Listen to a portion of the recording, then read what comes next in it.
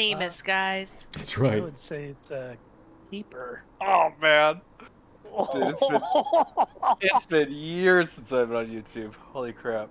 Let's see. You said it's been years since you've been on YouTube? Yeah, since I posted a video. Oh. Oh, it's you. I was like, dude, you lived in the Stone Age? It's like, Ryan, it's 2026. I thought the same thing. 10,000 years. Yeah, right. I'm still on Friendster. Oh my god. Like in my day, we used to hunt for witches. I will be to be fair, you guys would be on my top 8. You know, if that was still the thing. Oh man. Well, welcome everybody, and hey, look, it's my fault for not starting on time. That's exciting. So I'm assuming / hoping that everyone can see the keep and is in roll 20. Oh yeah, Ryan, we're just missing you. Loading. Rush. Okay, well then I will just briefly recap and just get started. So you arrive at the keep, bringing up the rear with Gelvik hopping up behind you, and that's the guard captain. He's still injured, but he's managing to keep up with you. As you arrive at the keep, you see stone walls repelling attacks from all sides. A kobold pops out in front of Gelvik, ready to strike, but 2 arrows quickly pierce its head, and it falls to the ground. Archers are deployed all along the bastion and the battlement, raining arrows down upon your attackers as they safely escort everyone in. Spotters in the tall tower are reporting the town's condition back to the governor and Castellan the Red. As you and Gelvik enter the keep, the massive wooden doors slam behind you, bringing you to safety. Apollo delivers the little girl to the interior guard, and she's safely set down with the recovering townspeople. Gelvik reports on your prowess to Governor Nighthill and has nothing but praise. Oh, Governor, we were dead for sure. We were surrounded, and these good people, they just came in, I think, from the dock, and they helped us escape. There's still so many more out there, but they saved my life. As Governor Nighthill looks on, he addresses you directly. We're already in your debt, and my priority is to protect our people and whatever else we can. Please, will you help us rescue the rest of the people and drive off these invaders? Absolutely. Oh, thank you. Oh, yeah. Thank you. And what are your names, my new friends? I go by Verson. I am known as Dixara. I'm Apollo, my good friend. August, but everybody calls me Fizz. Emanon, but you can just call me M. Oh, thank you so much, my new friends. I at least want to give you the dignity of being able to call you by your names. Thank you very much for all your help. We have several pressing issues that Castellan spotters have relayed to me. Castellan, please update them.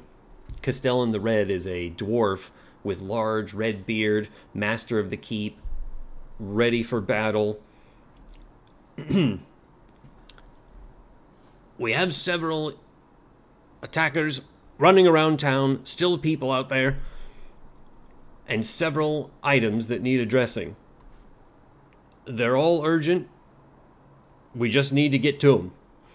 We need to secure the keep, as we need to be able to drive off invaders using the Sally Port. The Sally Port's been damaged, and they could either use it to get in, so we gotta repair it, or collapse it.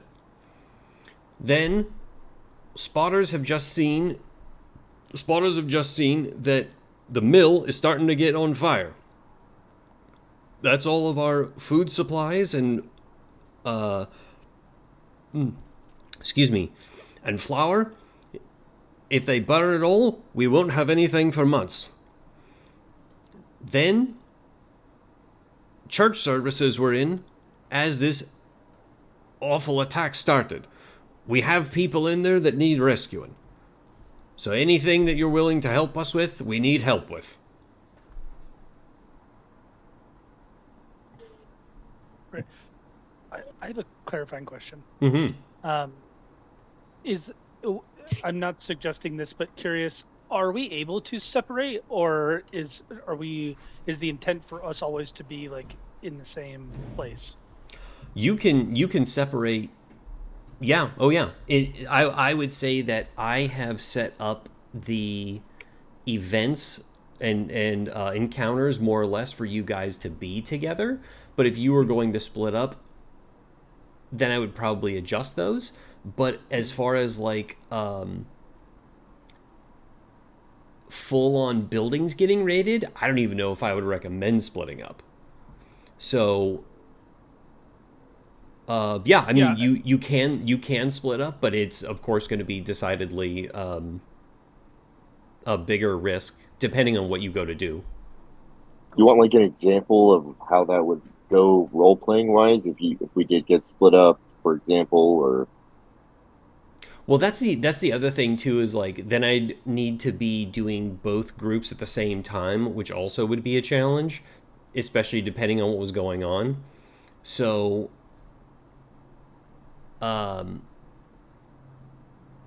in other words, don't split up. All right, don't ask questions. Yeah. don't- No, I got that part. Yeah. well, no, I'm not saying don't. I'm just No, I'm just kidding. I didn't intend to, but this was the first time that we've had multiple choices to pick from, so I was just curious if there was like if that was something that is like a typical process, or I was thinking the same thing, Brandon. So you're not alone. okay. Yeah. I think that my goal will be to make options for splitting up if you want to feasible, and make it more obvious, like like it's just this little task you can do or whatever. Like so. Yeah, I don't know exactly how I want to communicate that, or how how to do that without just full on metagaming it and being like, you could split up now, Yeah. But Yeah, for- maybe like a yeah. maybe like a if you were intending that, maybe some kind of like almost like a forced split up could oh, you I know, see what you're saying. Yeah, like a tree collapses and Nixara and Verson fall down the hill, right? sure. Something like that. Ye- But anyways, yeah, just a more of a curiosity question than anything. No, I think that's great, and yeah, you've just invited trouble for yourself, so great. Okay, his name is Castellan. Castellan the Red. Castellan the Red. You don't have to say the whole thing. It's not like a pimp named Slickback. Hey, can I just call you Red? Okay, Castellan. Is there anything that of those three? Is there any that you find more pressing than another?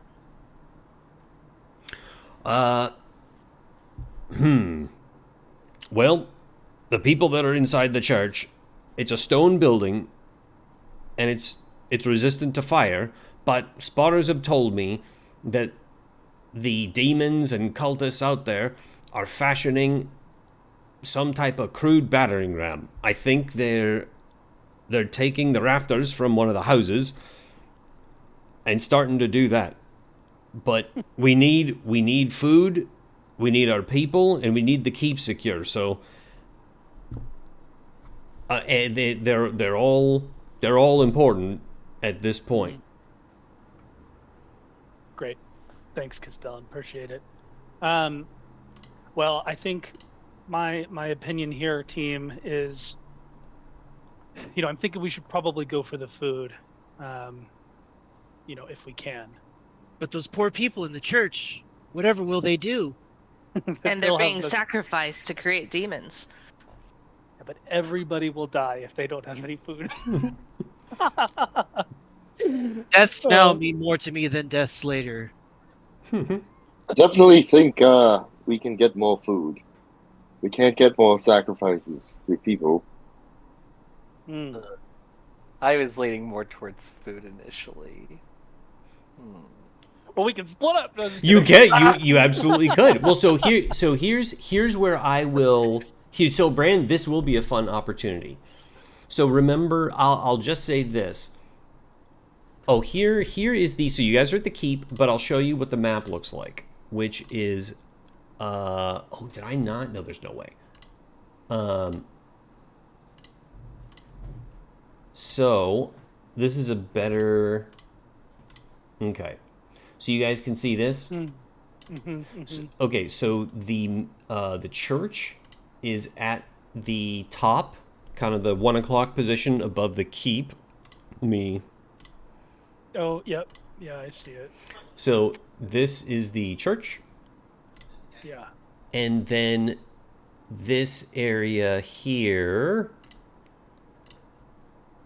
is the mill. So. And Mhm. we are just given the picture. We are here, right? You're inside the keep. You are safely inside. Okay, perfect. So, if you wanted to, you could figure out how to, like, so if you did want to split up and do your own threat assessment, you can see that if you were going to go, because this is the actual map, meaning that, like, there's no surprises to anticipate from me being unprepared.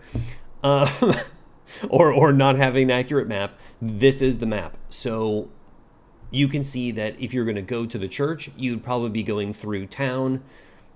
And if you have probably a couple different ways to get to the mill. So I could be clearer afterwards if you want, or like give you more of an idea, but if you wanted to split up, there could be a way to do that. So, yeah, just keep going and then let me know how much more information you want from me. I don't just want to give you the farm, but I do at least want to tell you, like, this is the map, that's the terrain, and, you can work around it. Okay, Zeus, come here. Caw. Yeah.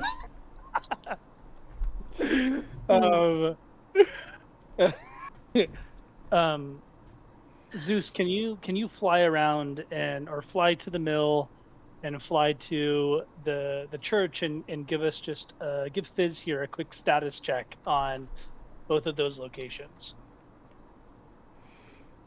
and as well as the keep. I want to see if there's any imminent danger that would require us to potentially even stay here to protect the Sally port. Right.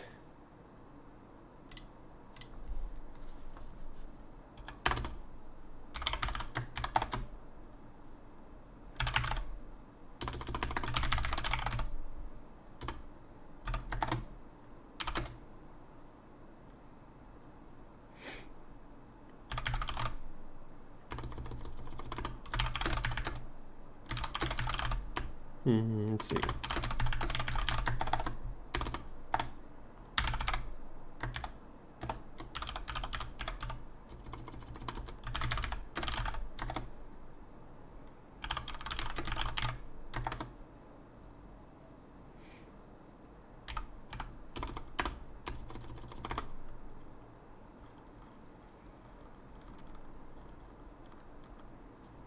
And Fizz, you can report on the first one.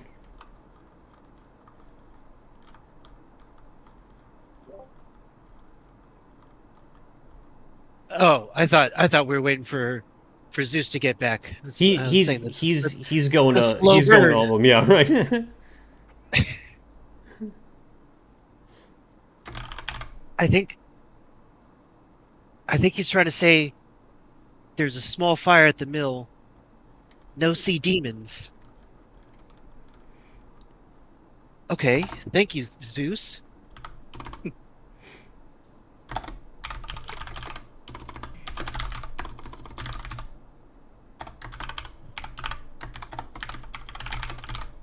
Oh, he's reporting back more from the keep. Small ones, running around, banging on wall.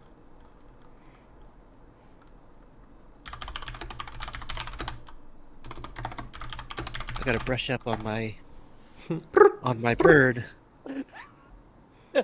Well, Zeus didn't go to Harvard, so it's. Well, he went to Yale. Okay.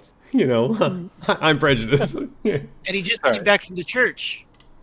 Hurt door, loud yelling, many demons. We have to go there, please. The lives of those people need to be saved. I mean, for winging it, you're doing a great job. Hey, you bastard! You, For- That was fantastic. you just Love it. I sincerely thought Austin was like texting you the dialogue on the side or something. That's awesome. Okay, great. Is that what we're doing? Are we going that way? I mean, it seems to be on the way to the mill, anyways. There's a small fire at the mill, but it seems there's lots of demons at the church. What do you guys want to do? I think we can save the people at the church and still make it in time to the mill to save at least some of the food. Okay. He did mention Zeus did mention that there was some banging on the wall. I can always swing up onto the wall and help defend the keep as needed, or I can go with you guys, whatever is most valuable. Maybe we can check that before we go. Nice. We check around the walls or by the sally port. Oh, so you can see that the sally port. I'll just swap back here. So, for those unfamiliar, which included me until this, the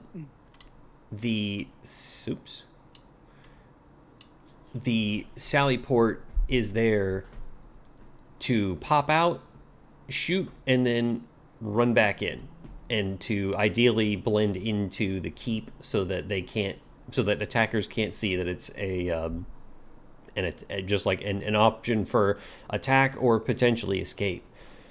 But as you look around and Verson hops up onto the battlements and is looking around, he's really only seeing chaos and nothing organized. It doesn't appear, especially because it's dark. It doesn't appear that the kobolds or cultists or any of the attackers are even looking. You know, they're not looking for a door. This is just a frenzied group. So while the Sallyport doors may be taking some incidental damage, it doesn't look like they are being directly attacked. Thank you. Castellan, if we leave, do you think you'd be able to hold off if any attacks started on the towards the sally port?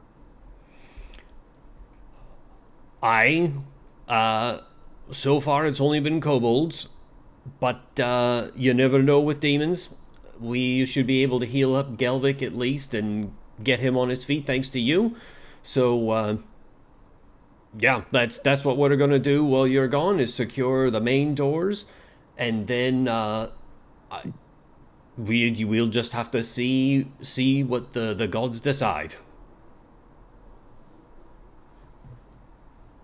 Awesome. Thanks, Castellan. No, thank you.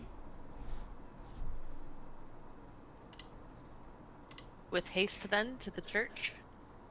Let's slaughter some demons. Hi-ho, Silva. Away. So, making your way to the church, you head through the town and are looking for any sign of the attackers. And as you wade through the smoke and the fire and the red fog, you come up to a group of demons and cultists who have indeed fashioned a battering ram and are hammering the front door of the church. It's, let me pull it up.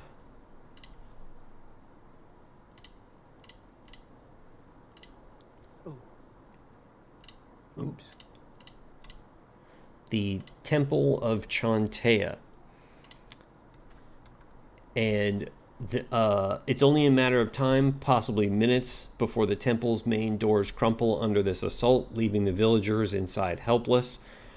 The raiders have the building surrounded, but the temple's a large building made of fieldstone and a peaked slate roof.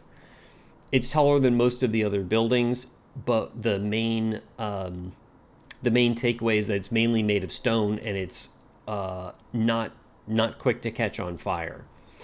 So as you arrive, you can see that there is a small wall around, and actually we'll just have you, that's where all the demons are, so we'll have you arrive to the right, the top right of the map. Yeah, something like that. Yeah, basically, yeah, under like the C, H, and A, something like that. I can't grab your guys' stuff, so you'll have to do it.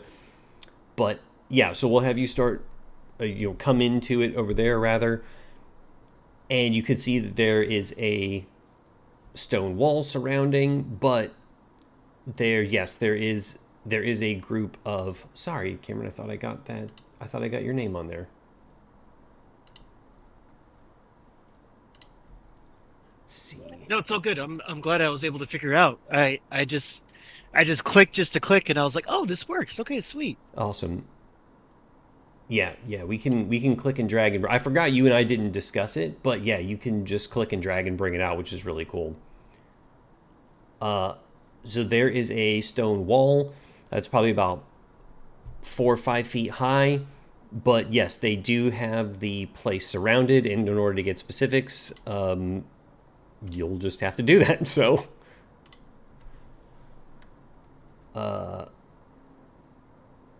Okay. Can we observe how many there are? Yeah, like exactly how many that we can see? For sure. So since you're at the front, the force outside the temple is split into 3 groups. One, Group A, is battering the front doors. Every once in a while, you see that Group B is circling the temple in a screeching mob, and there's some movement at the back that you can't really see from this angle, but you can see and hear some movement at the back of the building as well. The first group, the closest one to you, consists of 2 cultists, 6 kobolds, and 2 axe demons. So it is a rather large group. The cultists and demons are handling the ram, while the kobolds are standing guard for, obviously either yourselves or the town guard. And it's a pretty hefty group.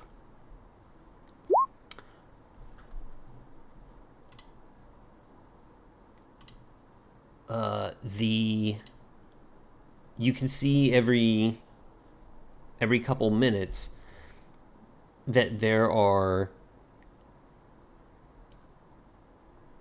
let's see, several kobolds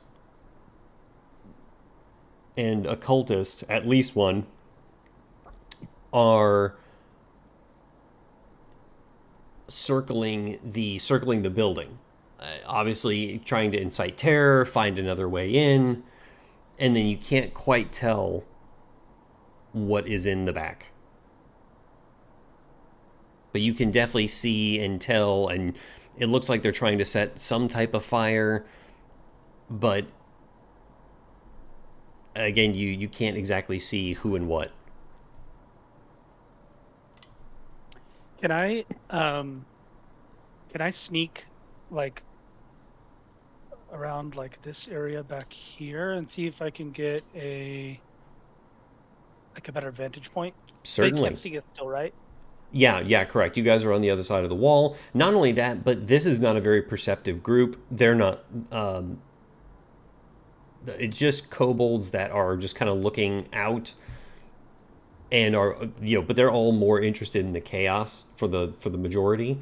So yeah, sneaking over to like around those trees, something like that is totally fine.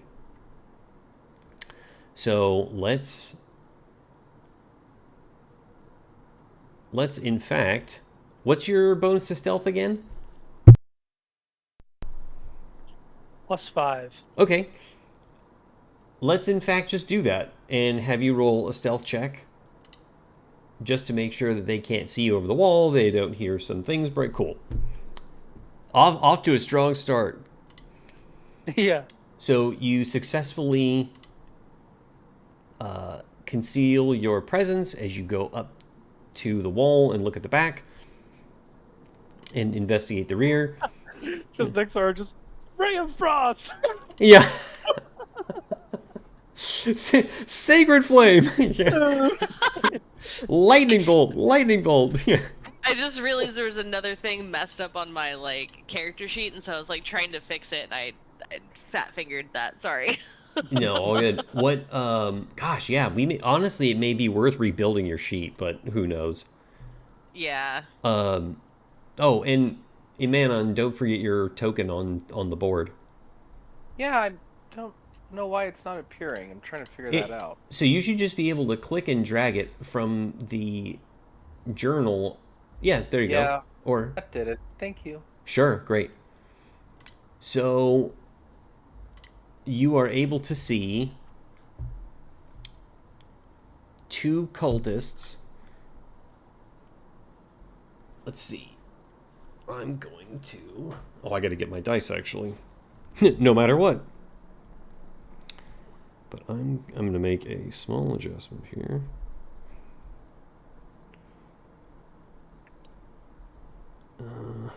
Actually... Yeah, so it's going to be 2 cultists and 6 kobolds that you can see. And they're clustered tightly around the temple's back door.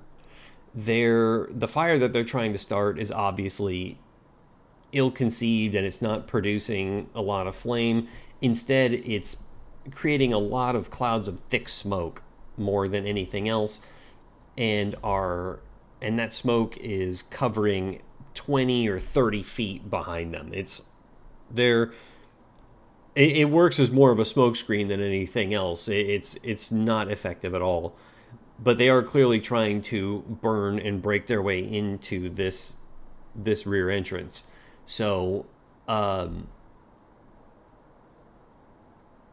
that's who's back there. 2 cultists and 6 kobolds, pretty close to your guys' first fight. Can I get? Is there any better vantage point for a more direct number for Group B, or are they on the other side of the church there? Group B. Which was you said several kobolds and at least 1 cultist. Yeah, so Group B, as they come around, we'll just have them pass around now. You can get a better idea, and you see a large group of 3 cultists, 10 kobolds, and 2 imps. And these imps are flying around and trying to drop rocks on the church. And this procession with leaping and whirling kobolds and cultists,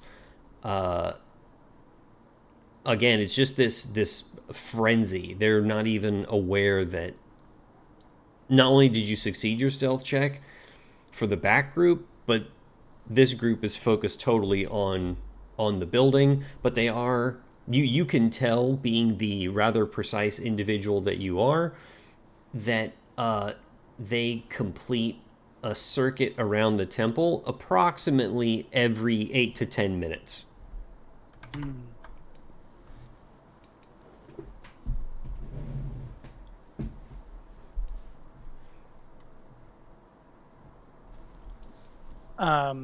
I do a perception check to see if there's any if I can see from this vantage point any any ways in, or kind of like any broken, thank you, honey, any easily accessible entrance. Just kind of want to get an understanding of number one, if it would be easy, relatively easy to spot, or number two, if we could even potentially sneak in and rush those people out.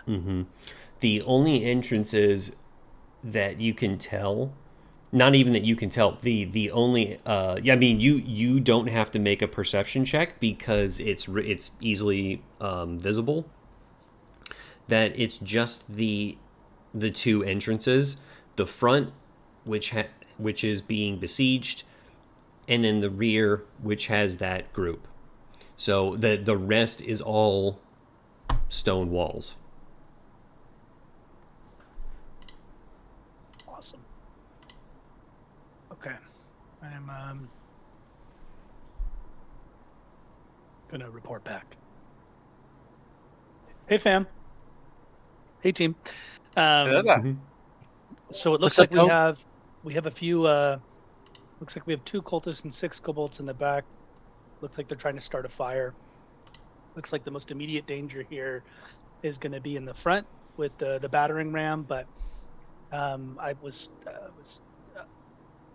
estimate the timing around this group is around 8 to 10 minutes going around the church, so that's just something we should be aware of.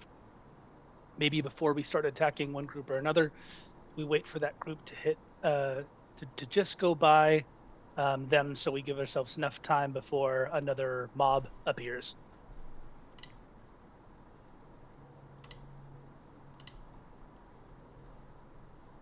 Okay. Well done, sir. Oh, but of course. So I'd say, let's see here. I say we go in and see how many of them we can pick off for the back notices.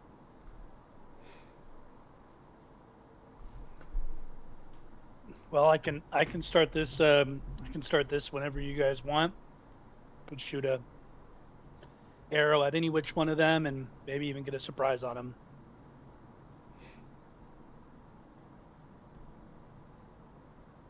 I love that plan. Not a bad idea. Well, it seems like everything's closed off, and I think they might have a little trouble getting over the wall. What we can do is, assuming that they're going to have to come in through that opening there, if we'd like to, we can start getting prepared to take them on, and as you are firing on them. Do you guys want to get into any kind of a position before I take the first shot here?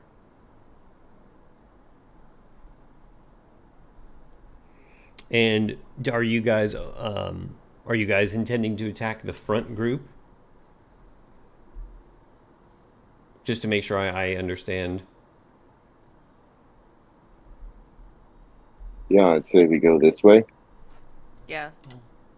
Okay, so just friendly reminder, that group is 2 cultists, 6 kobolds, and 2 axe demons. Yep. Okay. Spicy. All right. What I can do is meet them in the front, and you guys get as much damage off as you can while I try to slow them down.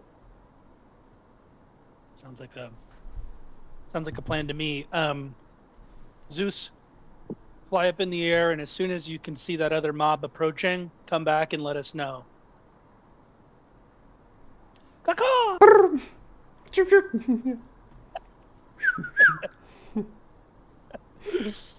Okay. You guys let me know when you want me to take the first shot.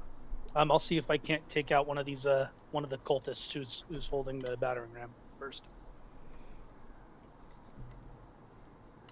Okay. Ready when you are. I love Cameron just inching forward. Yeah. I was thinking the same thing. I'm like, I'm not gonna go in front of him. I'm gonna sit behind Apollo. With great power comes great. No. Ryan, are you gonna move up? Once Yeah. I get this thing started, you can't. You're right. It's 30 feet max, brother. My bad. You're over the wall. Ryan's on the wall. Get off the Yep. wall. Fell off the wall. Sorry. He's on the ladders. Um, Amanda, no. you're so agile. Okay. I look at the group awaiting a nod to release an arrow. Real quick, are you sure that there's that you okay being in the front if they come out at you?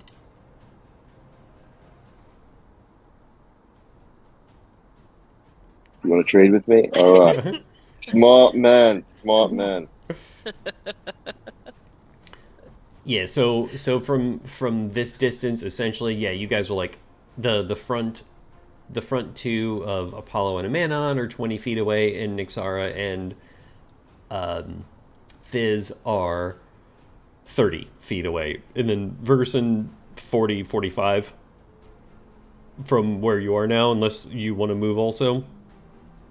But if not, that's fine too.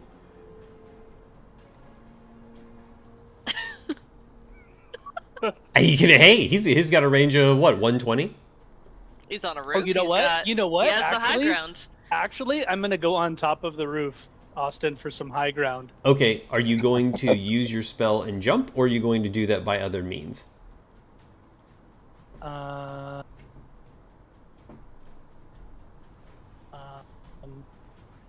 I look to see if there's an easier means than jumping up to the roof. Sure. There. Let's see. There is a relatively, like, there's some furniture, a crate. There's some stuff that you could climb up, but it is going to take some dexterity to accomplish because there's so much of this stuff is damaged. But you can make a makeshift pile of stuff out of it to at least be able to grab your way up. I want to try something fancy. I'm gonna roll dexterity. Well, maybe you'll get us up there. in What's one your fell swoop. What's your bonus? 3. Okay. And it looks like the 3 counted because it looks like I rolled a 7. So just let you know that. I appreciate it. Yeah, it looks like it counted. It added the 3 already. Okay. That'll be enough to make it, just because there's no real consequence. Like there's no real consequence for falling. So yeah, like you eventually just find your way up. It just takes you a little bit longer, but you're able to grapple your way up the side. I look at the group, little red with embarrassment. Hey, Okay. that's me after a hers rating after 7 years. Okay. I look back at the group, awaiting a fateful nod to kick this shindig off. Okay. You see Zeus fly back and land with you, and he lets you know that that rioting group has just gone to the east side, directly below the group, and are making their way down, banging and rattling on the side of the church wall. And that first group is as alone as they're going to be. Let me see. You'll have to forgive me that I don't have... I did all your guys' tokens, but not all of the enemy ones. So I got to...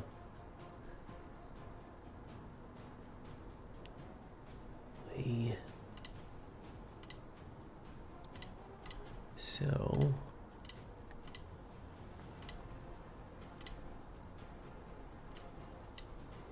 So these are our 2 axe demons. These are... I realize that they're darker red. That's the best I'm going to do. Our cultists. And then the kobolds are looking... They're terrible lookouts, so that...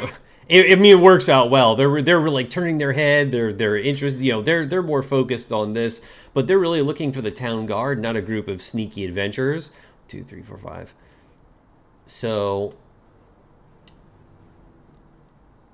the fuchsia is our kobolds. The 2 bright red are our axe demons, and the 2 darker red circles are our cultists. Verson, you can see all of them from where you're at, and you have line of sight to all of them. Perfect. Curiosity question. Mm-hmm. Is kind of starting this fight, is that going to, like, does that automatically make the enemies kind of stop what they're doing in terms of, like, using the battering ram and, like, turn to fight? Or are they going to continue to batter while we attack? I just kind of want to know so we could prioritize.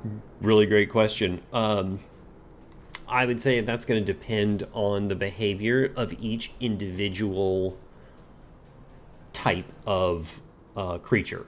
So they may all turn, they may not. You know what you can do? Why don't you do a history check since we're not in combat? Because you have fought all of these before.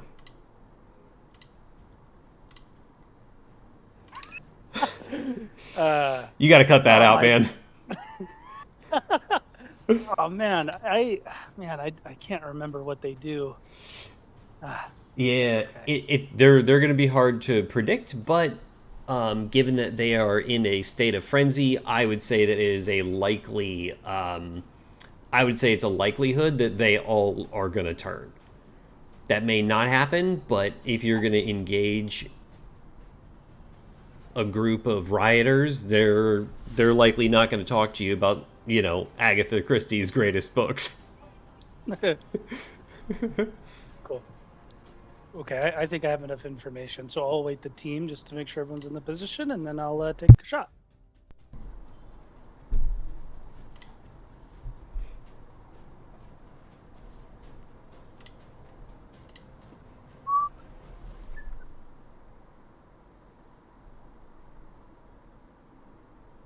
You all ready? We're gonna need to go in. I'm ready from back here. That's right. I'm ready. Let's do it. Okay. You good there in the front? The man's yeah. out for blood. I've got the best view. Let's do it. So let me make sure. Okay.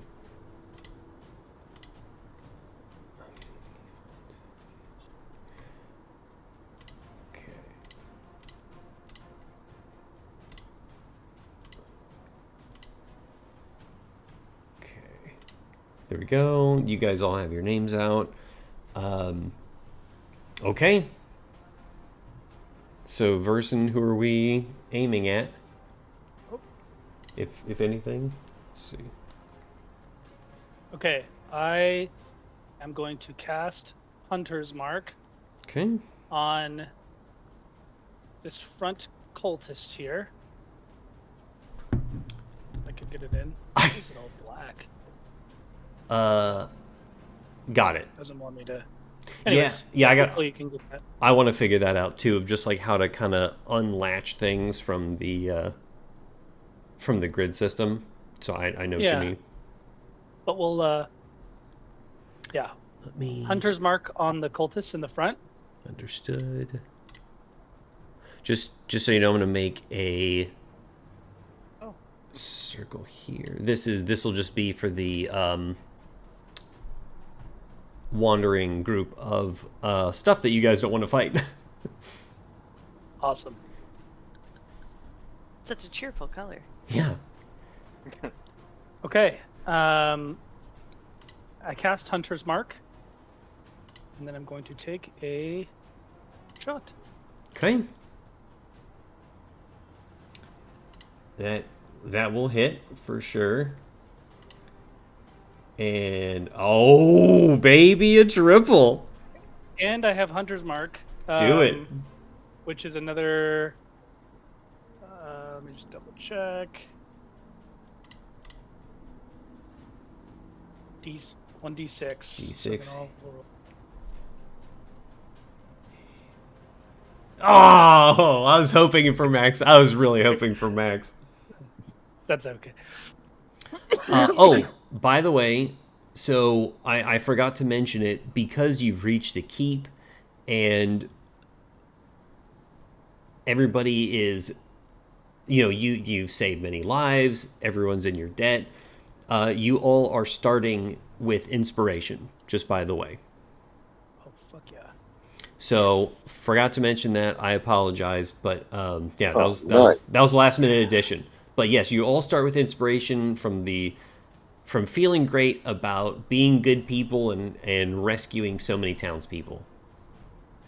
Hell yeah. And the Time to rescue gratitude. more. That's right. The gratitude of the governor and Castellan. So, as Versen's arrows whip through the air, striking the cultist in the side, he get them! The demons look at him as if, who does he think he is? Shoving him on the ground, the axe demons keep beating on the door. And we will roll for initiative. Wah, wah. So, okay, so what you guys can do... oh, nice. So, what we can do, which is really cool, you guys can right-click on your character tokens, and or we can do it like this. Either way, it doesn't matter, but this is just kind of cool, is right-click on your character token, and you can hit Add Turn.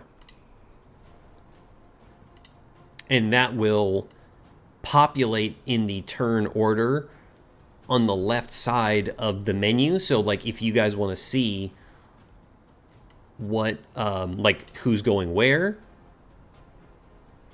then that's just a quick reference. Boy. I think Ryan rolled twice. Let's see. I Mhm. rolled a nat 20. And then have dexterity and alert, so I got 25. Nice. Goodness. Okay. And this is the first time that Apollo didn't outroll you. Yeah. So, just so I'm clear, Mhm. do I get an extra shot now because, or does that count as my first, or is that's just for the next turn? I start again or start first. Yeah. So that was your attack to initiate combat. So like that was your action, and then you attack. That was your attack bonus action. So I see what you're saying. Like, oh, now we're in combat, but like you began combat with your attack. Great. Cool. And then Manon rolled. I wonder why it came up twice. I was testing adding a turn twice. Oh, whoops, there we go, no problem. And then, there we go. So that's kind of cool. Yeah. And then I will roll with the dice that I definitely have ready.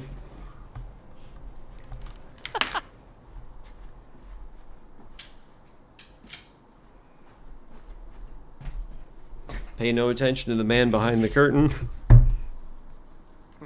The Great Oz! Okay.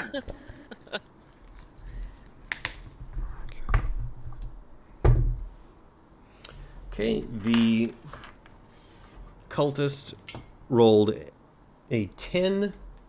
The cultists, rather, rolled a 10. The kobolds...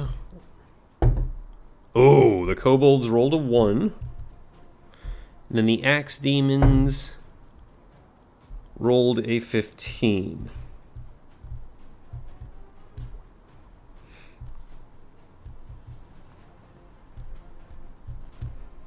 Okay, and then I will grab the...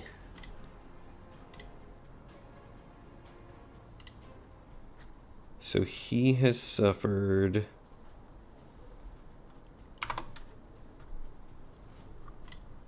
Okay. So that one, and then so yeah, try not to move the damage stuff because it'll just latch onto corners. But yeah, that cultist has suffered 10 damage already. Let's see. Oh.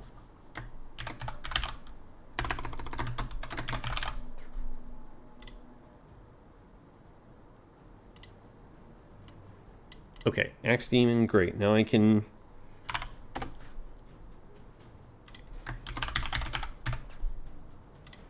add custom fields, which is terrific, because then we don't have to speculate.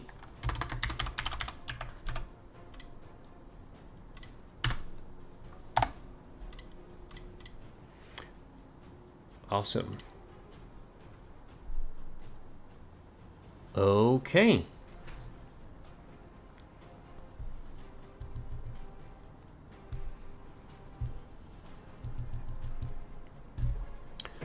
Also, I don't know if you guys knew this or not, but inside the or everybody, but inside your character sheet, if you do click the like skill or the ability, it automatically adds the multipliers to it, so you don't have to like roll and then do manual math. Yeah, it just makes it a little easier. Yeah, good call out. Okay. So all the initiative is added. So yeah, Fizz, that's you next.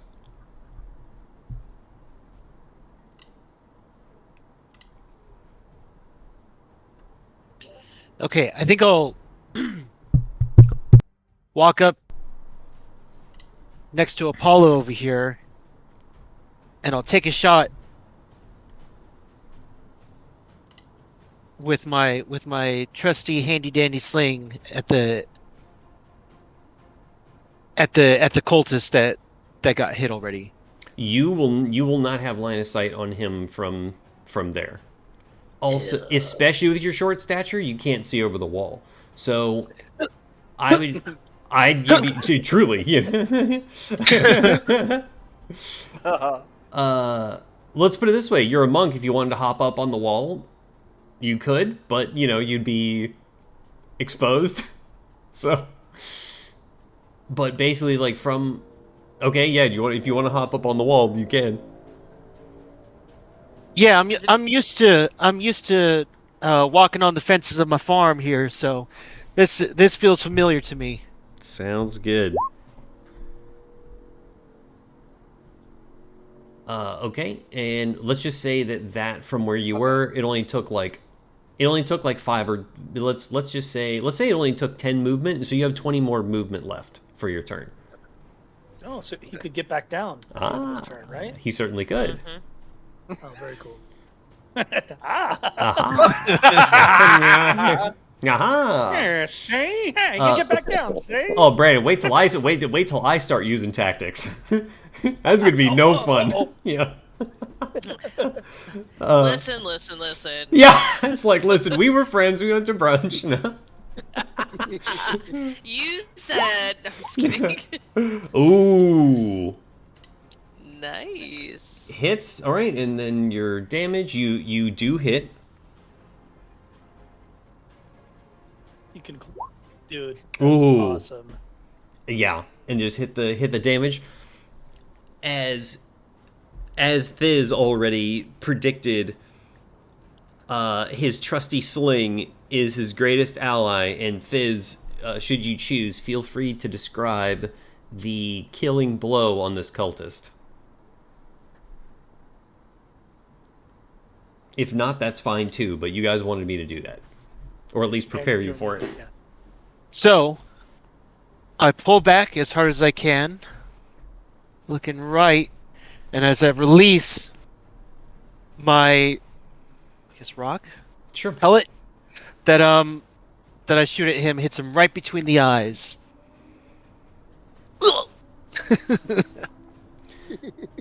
Breaking that front part of the cultist's skull, he falls back, and immediately dies.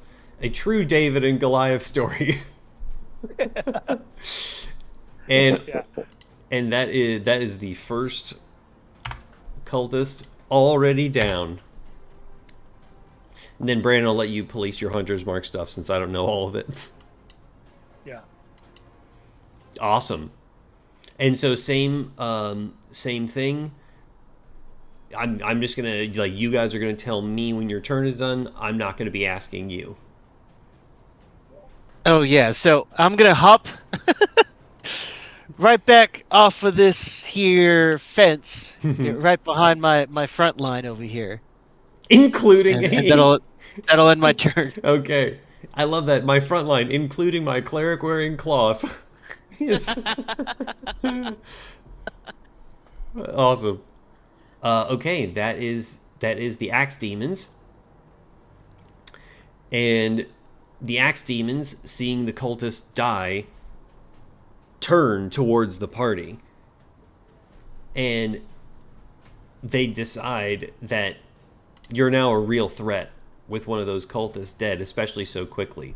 So they leave the battering ram, and the first one comes up to Imanon, using half his movement or so, runs up to Imanon and is going to attack. And Imanon, I believe your AC is 16? That is correct. Thank you. Ooh. As the axe demon swings, it bounces off the holy armor of Imanon, doing nothing. And frustrated, the demon pulls back and is ready to try again next time, but he misses. On Dragon Ball Z. The next demon also decides to leave the improvised battering ram and run up, and also attempt. I'm gonna use a different D20. Which one was rolling the 19s? No. The DM out to get the players. So Yeah. tale as old as time. I'll tell you right now, a red dragon appears from the sky. No. The dice have run out of juice. Dude, I guess so. All right, so the second axe demon runs up to Imanon, enraged, axe over his head. He swings and strikes Imanon for 3 damage.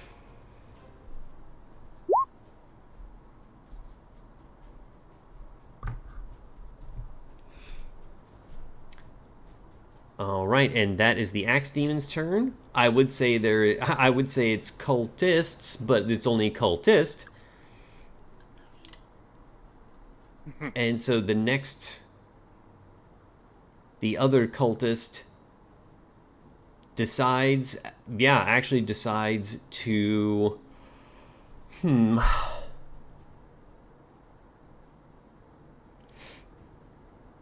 yeah. Oh, interesting. You know what? We're going to do this the old-fashioned fair way.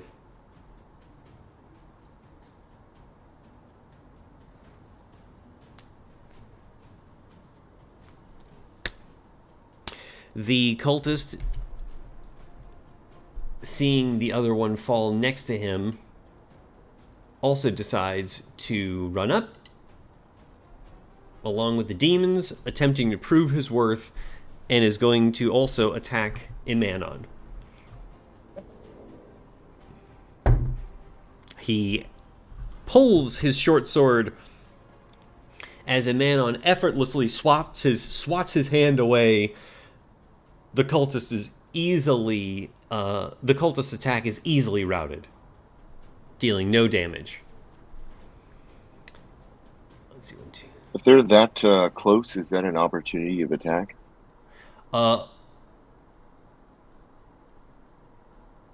Probably. Yeah. I guess he. Well, that's a good one. Running up versus running past. I don't know that. Let's see. Of course, there's a lot I don't know, so let's.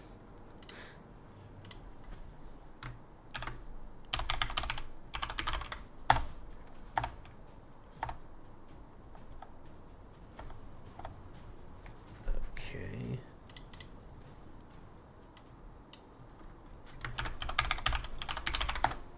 Just out of curiosity. Oh, I think it's a great one. So, okay, you can make an opportunity attack when a creature that you see leaves your reach.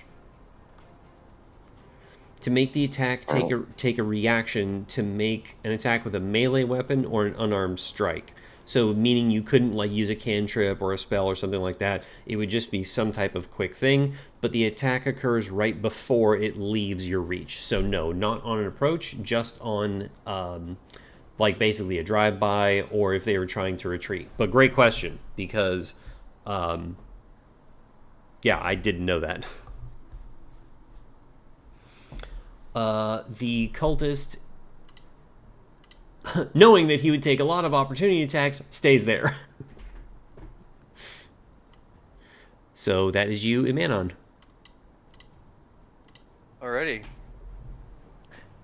Hey, super quickly, Austin. Yes.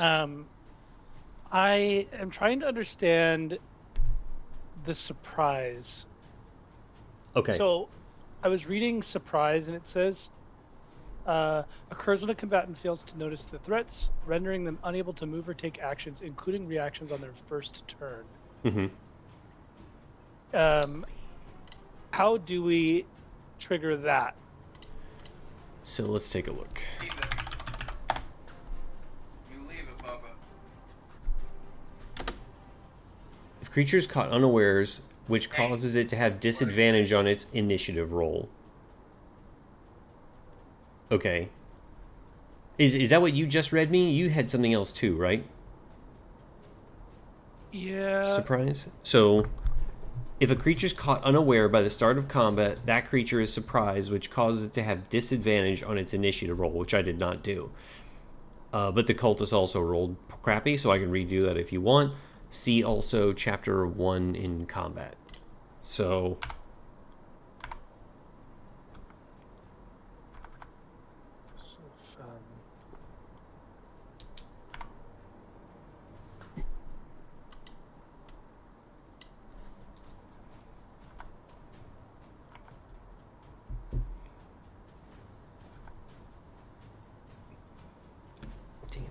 Yeah, it's a little confusing whether it's because this reading it just says that it has disadvantage on their initiative roll. Uh-huh.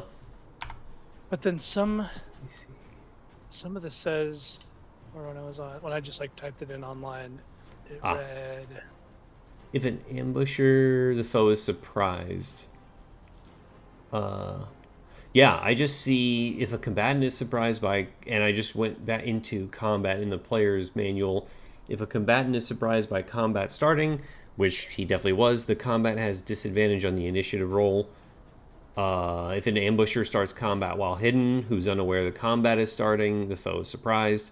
So yeah, it just looks like disadvantage on the initiative roll. Yeah. Cool. Awesome. Okay. I was just curious because when I did it, I was like, I feel like that There's got to be something, yeah. Yeah, like there wasn't like an additional bonus or something. So, but yeah, it looks like disadvantage on the initiative is what it does. Sounds good. Do you guys want me to redo that because I just rolled 1 dice for the cultists? I don't care. I mean, I don't really care at this point, but if the group doesn't want to get hit or wants to get hit later, let me know. I'm fine with how it is right now. Okay. Yeah, if it's easier for you, Austin, especially. Oh, thanks. Honestly, it's not either way. Let's just do this. Like, so they already went, and I rolled it again just to see. So I'm happy to drop that down. Obviously, that's not going to give this cultist another turn, but that'll just drop it down the order. God, you guys had some awful rolls. Okay, so yes, great question, Brandon. I'll remember that for next time. Hopefully, so will you to remind me. Yeah. And that's you, Amanon. I would like to use my breath weapon. Sounds good. And I will use it in line form, please. terrific. Nice. And How far does it go? 30 feet, so I'll reach to Long. the very back. Yeah, So looks like the whole thing. Yeah. I guess technically, roll a d10. but Oh, I see. So yeah, Ryan, Brandon's right. So there's you'll hit 4 of those targets. The fifth kobold is out of range. Ah, well, sorry. it's okay. I'll Hey. relish that he witnesses it. That's true. Witness me. Okay. All right. Dex. So I'll make a Dex save for the Axe Demon. Ooh, he saves. Creature mistake. Okay, on a failed save, creature takes half. So, Ryan, the front one is only going to take half as much, and then I'll just roll 1 save for all the kobolds Okay. and see. Ooh, I have to actually take a look at that.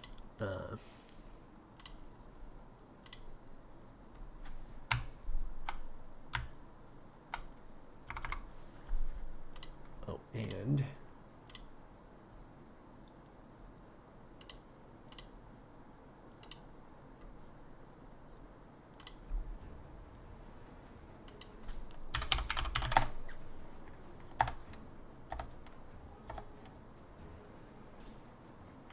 okay. Ooh, okay, so all the kobolds barely save. So yeah, everything saves. So it'll take all of the affected targets, 1, 2, 3, and 4, will take half damage from your breath weapon on whatever you roll. But that's great. Okay. I think it's just 1d10. Yeah, let's do it. All right. Awesome. Nice. Feel free to describe that as I put up the damage. All right. Basically, as I chuckle at the last round of attacks that I had just somewhat had taken, only to limited effect. Basically, I stare down directly past the axe demon in front of me to the kobold at the very far, the one that I actually cannot reach, and I just continue smiling at him to maintain eye contact with him for my aim. And I take a huge bellowing breath. I arch back, and after I flex my diaphragm as far out as I can, I blow out a long, very bright stream of electricity, and yell as loud as I can. Awesome. Only dodging some of it, they most certainly feel at least partially the wrath of your breath and take 4 damage each. So that was great. Awesome. So, yep, same thing. You'll just have to tell me if and when you're done and etc. I'm not saying you are, but just friendly reminder to that you guys are in charge of that. Oh, of course. I would also, if possible, would like to use a bonus action and use lay on hands on myself. Sure. Cool. I assume that's totally fine. Let's see. Ryan, could you click lay on hands so I could read it? Yeah.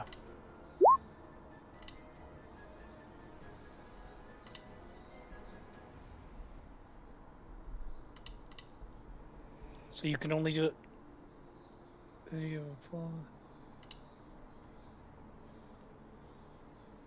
Oh. Super cool. So I can use it 5 times a day, it seems. And currently, because I'm only level 1, I only have a healing pool of 5 hit points. With that pool, you restore a total number of hit points equal to 5 times your paladin level. So yeah, I guess. Yeah, I guess at level 1 it's just 5. Yeah, so I guess you'll uncheck one of the check boxes and heal yourself for 5. Awesome. Dude, super cool. Bloop, bloop, bloop, bloop.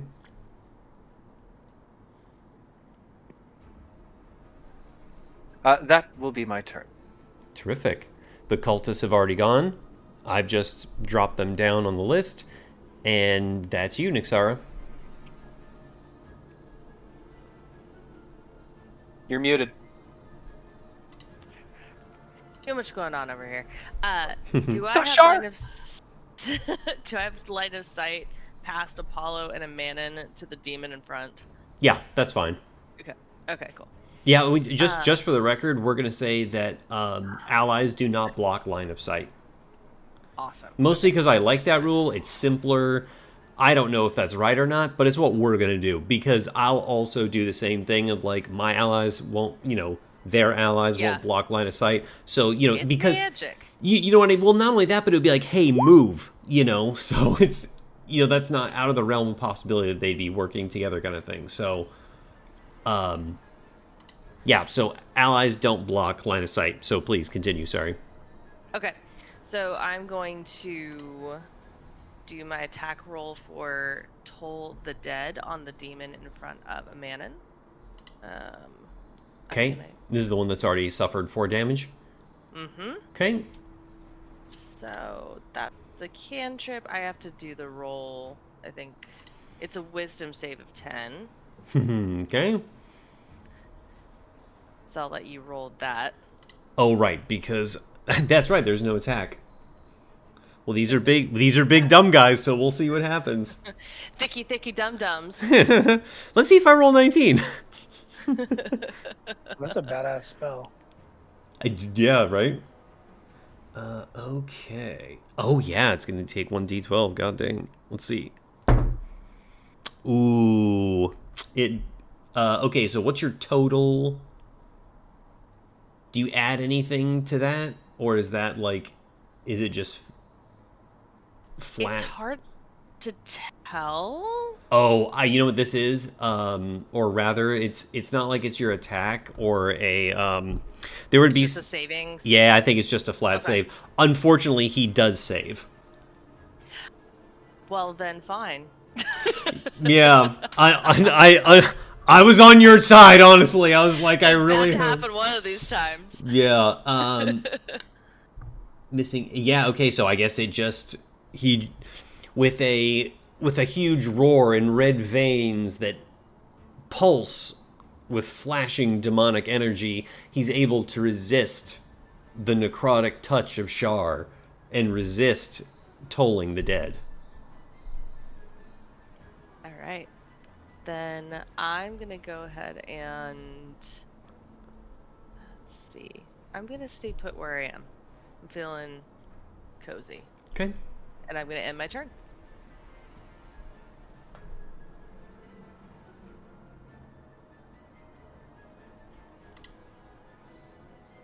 Friend Apollo, that is you. All right. Let's do this.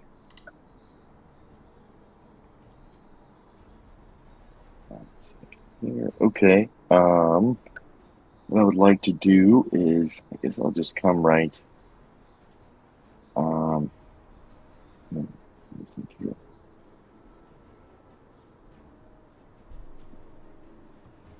Come right here, Okay. and I will attack this guy right here. The cultist that's in between you and Imanon? Yeah, Okay. that is correct. So I will attack him. And or what are you using? I'm using my sword. Okay.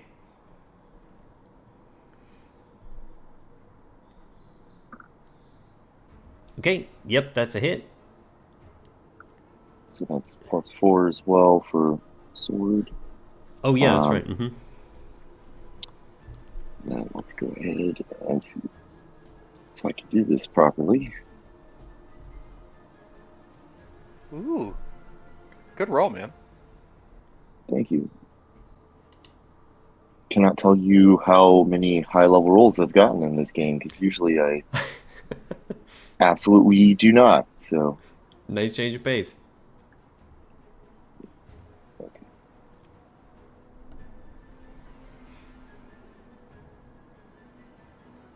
Here's my friend. Nix, how did you do? I whiffed.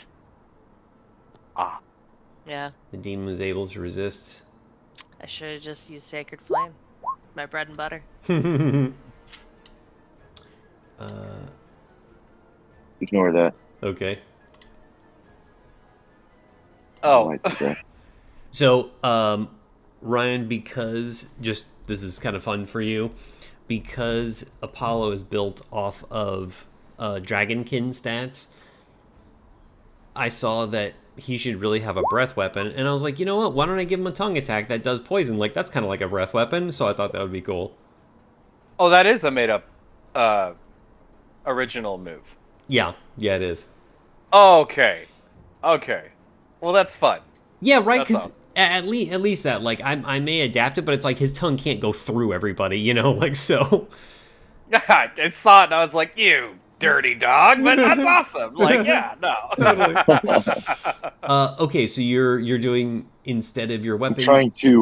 I'm trying to use my weapon right now. Okay, you should just be able to. I wish I could see what you had, but you should just be able to click on inventory Vordrak. Maybe let's see. Actually, I don't know how to do that with this. Oh no, it should be attack, combat.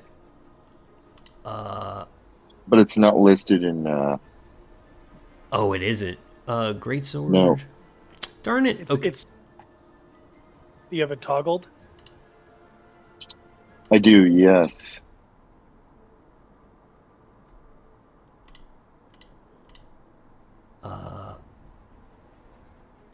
That's fine. I would just say I'll go in and change that later. Mhm. Oh, you know what? Let's just do this real quick.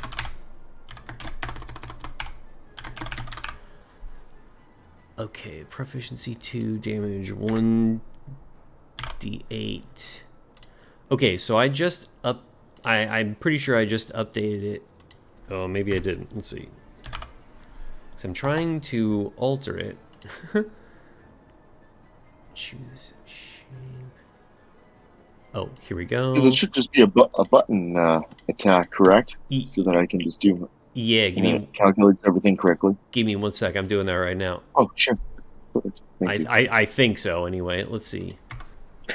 We'll figure it out. Yeah. All right.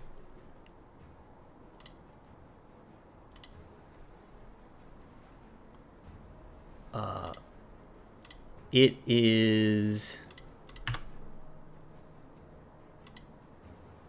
Gosh, yeah. I'm gonna have to build that attack for you separately. So I would just Okay. roll 1d8 in the chat, and then it'll be +4, 2 from your proficiency bonus and 2 from your strength.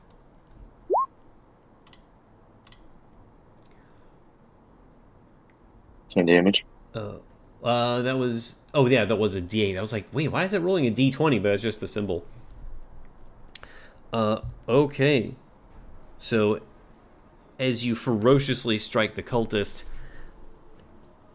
it's far more damage than he expected. As he holds his side, bleeding, he suffers 10 damage. Nice, dude. That was a good hit. Yeah, I'll take it. Mm-hmm. Okay, and then the kobolds. Mwahaha. And that is the end of my turn. I'm sorry, yes. Go ahead. No, you're good. I mean, you already figured that was literally all I could do anyway. So I'm happy to hear it, okay? go for it. Okay, so, Apollo, you better get that shield ready. Rubber Raggy. Rutro Raggy is right. Meanwhile, Verson's just sitting there high and dry. Okay, so the kobolds are going to... They are going to start shooting some slings. And... Let's see.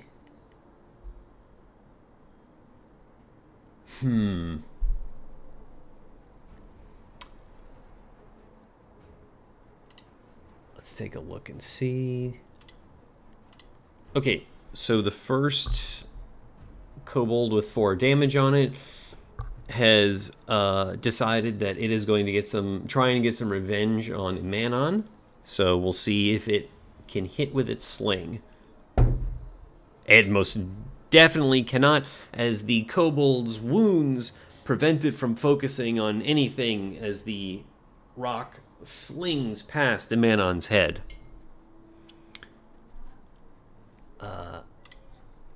Not interested in taking any more of that damage. The kobold runs off towards the battering ram. The next kobold will do the same thing, or attempt to anyway, and we'll... Let's see. This is going to be close. Ooh, and does hit. So that is going to be... only 1 damage. And Manon, you lucky son of a gun. And same thing, this kobold is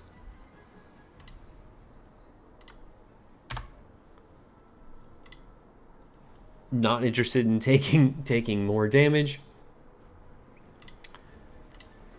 This one is going to run up to Apollo. I'm going to put it here, and you'll see why in a second. As the kobold pulls out its dagger, it strikes at Apollo. Most certainly missing.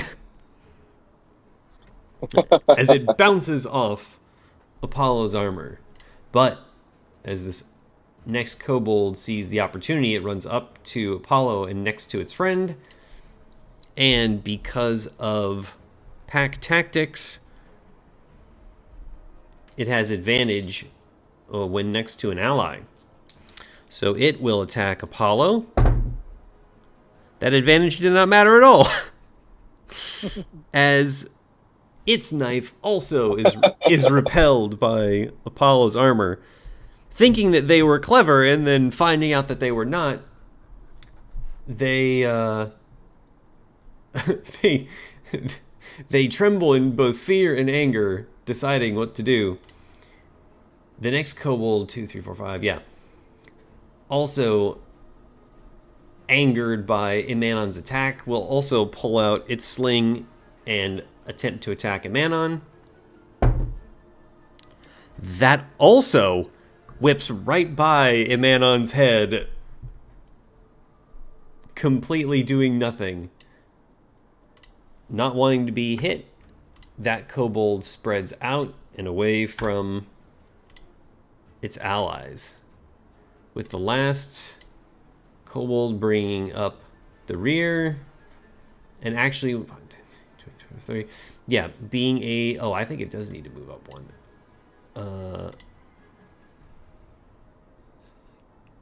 Oh yeah, 30 feet, so it has to move up, and then we'll also attack Imanon. We'll see if I actually hit. This must be a nice change of pace for you guys. It just feels right. Yeah, right? Well, all right. So this kobold does hit. And 1d4 is this. Oh, and that is going to be 3 damage.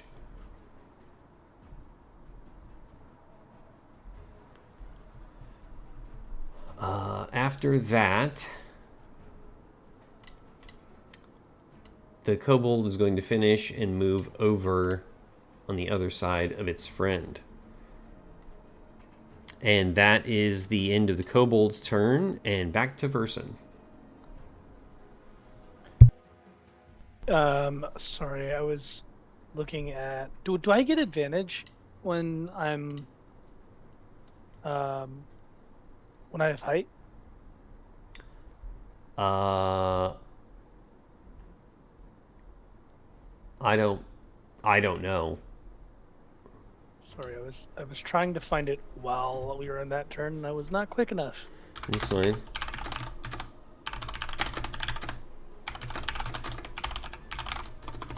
I don't, unless there should be a mechanic that will tell you, but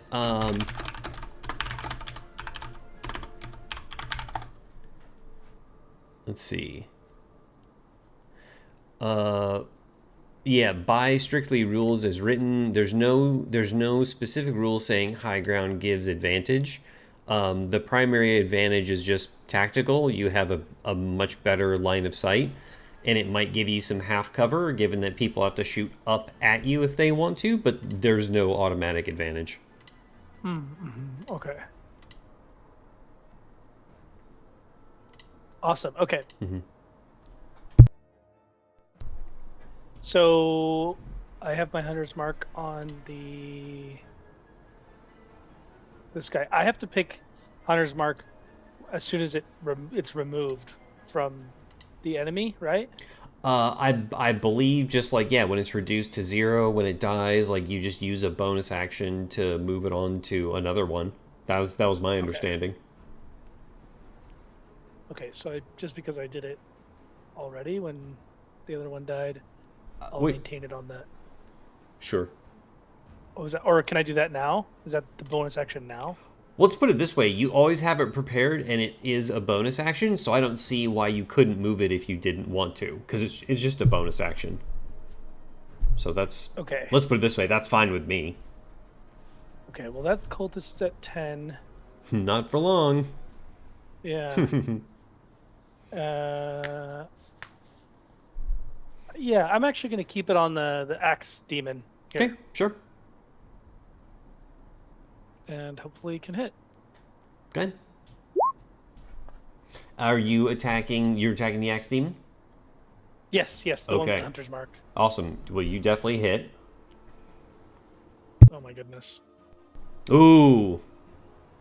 Nice. And Yeah. then D6. 13. Okay, dude. Getting that web redemption. Yeah. So this is at 17 damage now. Very nice. Why Why did you also roll a 1d6? Is that for Hunter's Mark? Hunter's Mark, yeah. Yeah. So as Verson's arrows fly from the shadows of the rooftop across the way, burrowing into the demon's chest, he feels the impact, but is not down and out just yet. That only angers him and fuels him further. Ooh, scary.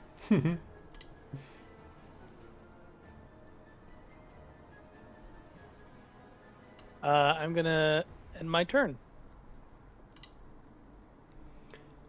All right, that's Thiz.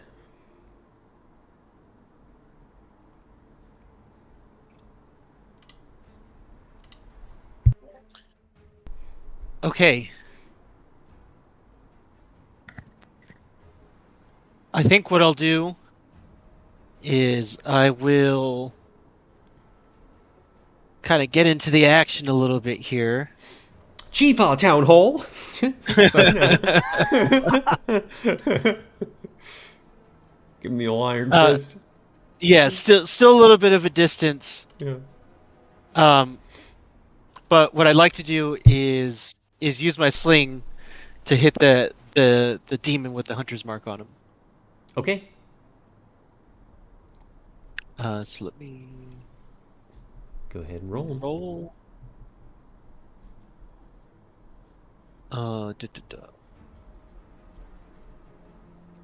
Damn. Ooh.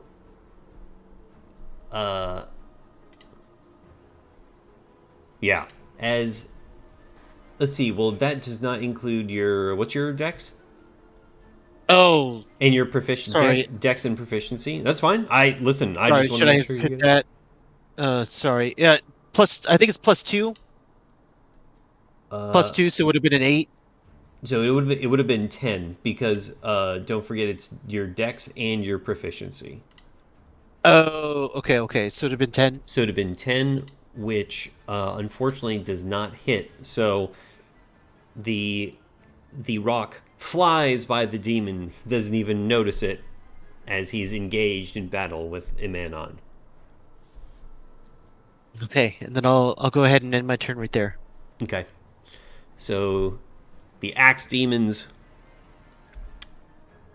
furious from battle, turn and attack Imanon. So the first one attacks Imanon. Ooh, definitely hit. And then Imanon, how much health do you have?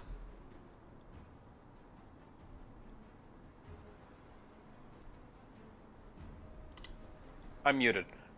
6. Okay. Well, we're gonna find out. Yeah. So, just so friendly reminder that I put in the chat. So attack. So the attack roll is made. So I rolled definitely not a 19.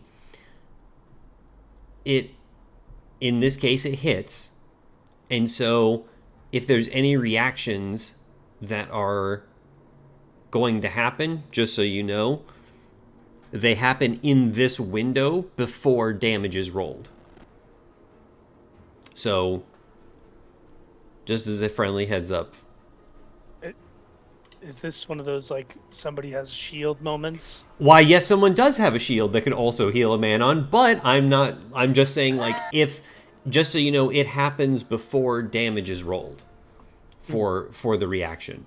So, yeah, I mean, we can wait and see. Hopefully I don't roll well. That would be,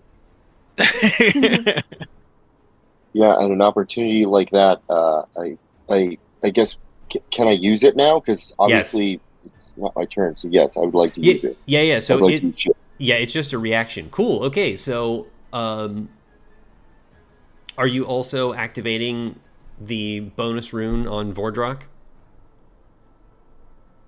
You know what? Yes, I will. Okay. But It's the first time we've done it, so I just want to make sure that that's I might as well figure it out. Might as well. Let's for do sure. it. So okay, yeah, walk me through that. Okay. So as the attack is happening, I would like to use shield on him. Okay. So that's another +5 AC that you're giving him, Oh, correct? Yes. Okay. So sounds good. The attack, as the axe demon hurls his axe towards Emanon's chest, a bright purple shield, or rather a translucent purple shield appears out of nowhere as Apollo extends his hand, preventing any type of damage or attack to Emanon, increasing his AC and preventing the attack entirely.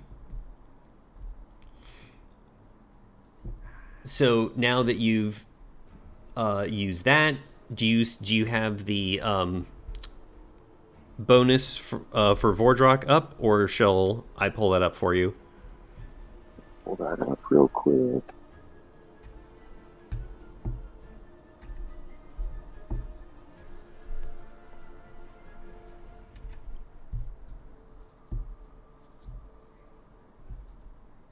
Check the notes real quick. Oh, interesting. Not save the notes inside the weapon. Hold on one second. No worries, and I can tell to you too. It's also in the chat between So us on Discord. So you recovered two. Plus 1d6. Yeah, 2 + 1d6.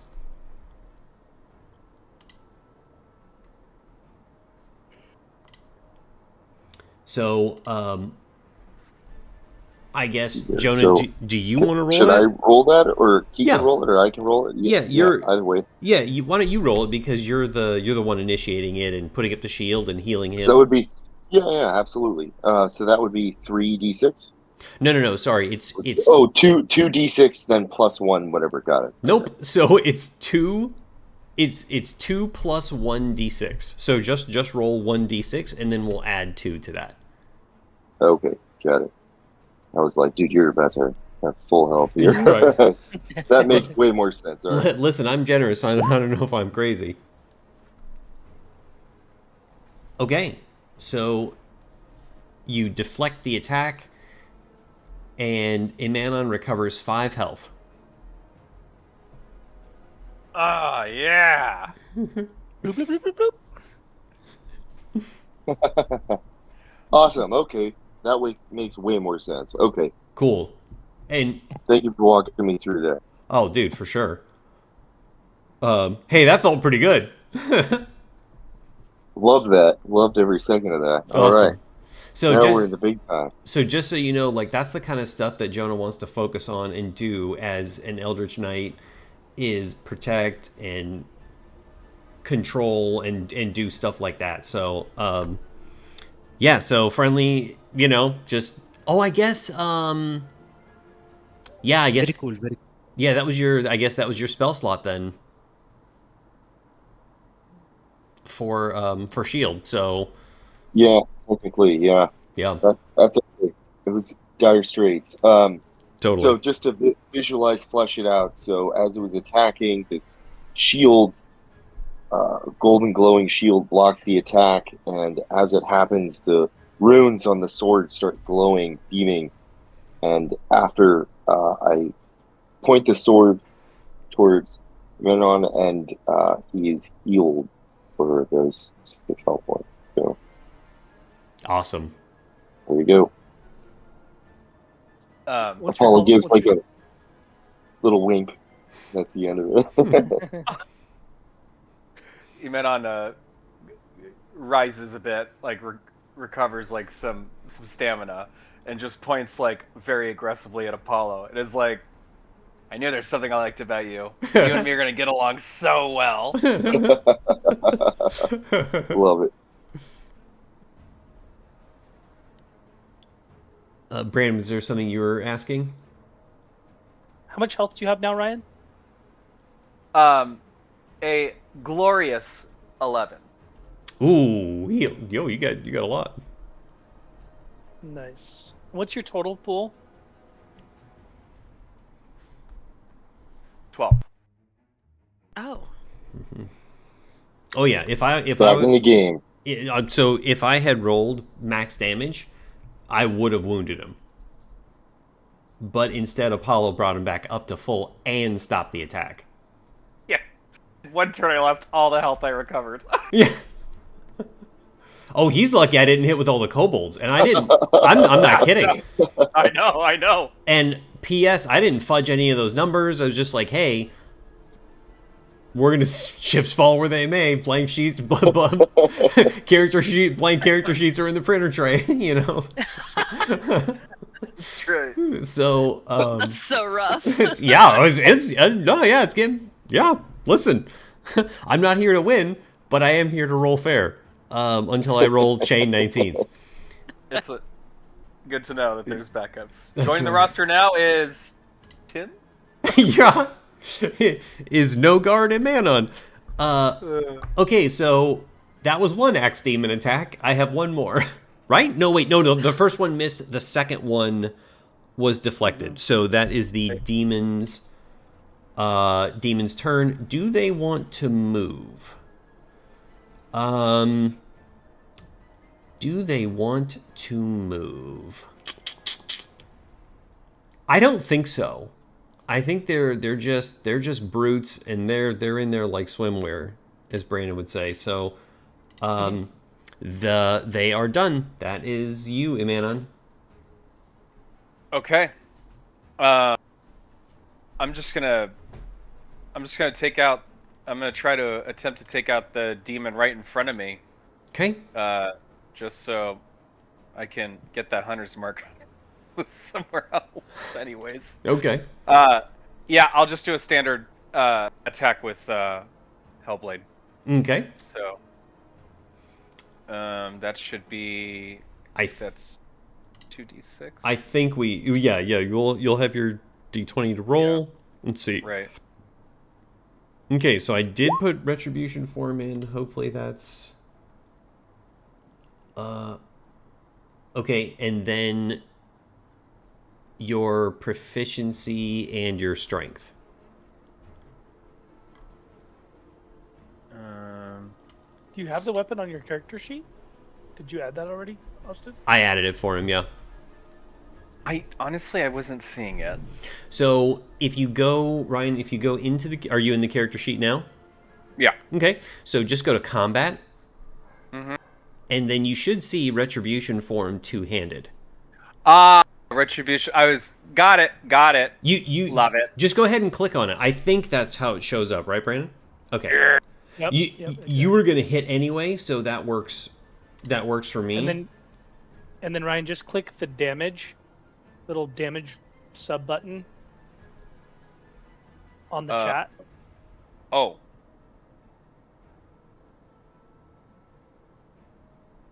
Bam. And now you can click details and see that I did enter it correctly as 2d6 plus 2. So. Thank you, Brandon. Wow, you rolled a 1 and a 6 and then plus 2. That's awesome. Okay. I was like, wow, the dichotomy of dice. They don't call me La Cucaracha for nothing. Oh, no.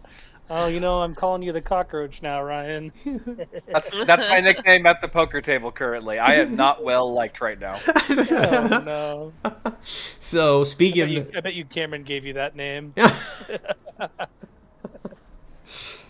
Speaking of being unliked, as Imanon attacks, it is a killing blow to this demon, in case you're gonna go into detail about that. Yes.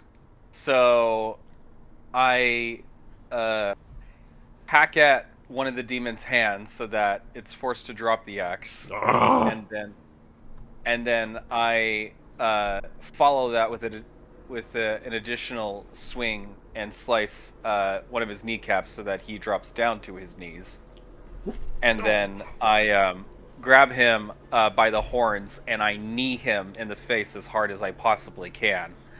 And then I will kick him down, facing down to the floor, and then shove my sword straight through his chest while I make eye contact to the demon that's next to Apollo. Nice. Bleeding out, the demon yeah. starts losing all of its color, bleeding, its pieces everywhere, and almost deflating as it dies. Awesome. Great hit. I can't do that like fun stuff with arrows, you know. Just Arrow hits him in the toe, then You're points up Guardians to of the his- Galaxy, just whistling it. yeah. Yeah. Yeah, right. All right, that was awesome. That'll. Yeah, I'll end my turn. Okay. So, and then Brandon, you get to move your hunter's mark again.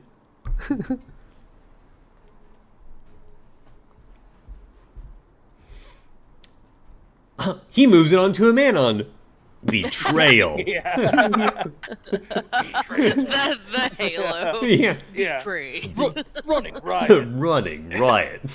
That's super Real effective. spectacular. Yeah. Unfreaking believable. Untouchable. Yeah. Oh man. Okay, so that is going to be the last cultist here.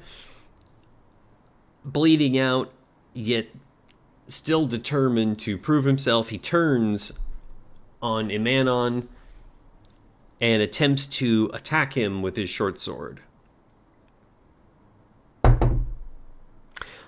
His wounds, succumbing to his wounds, the cultist stabs sloppily and lazily and misses Imanon completely as he tries to hold himself together. Having nowhere to run, he stands his ground, firm in his belief that a glorious death by combat is going to satisfy and please and gain the notice of Kalendra. That is the cultist's turn. So, Nixara, that's all you. Okay.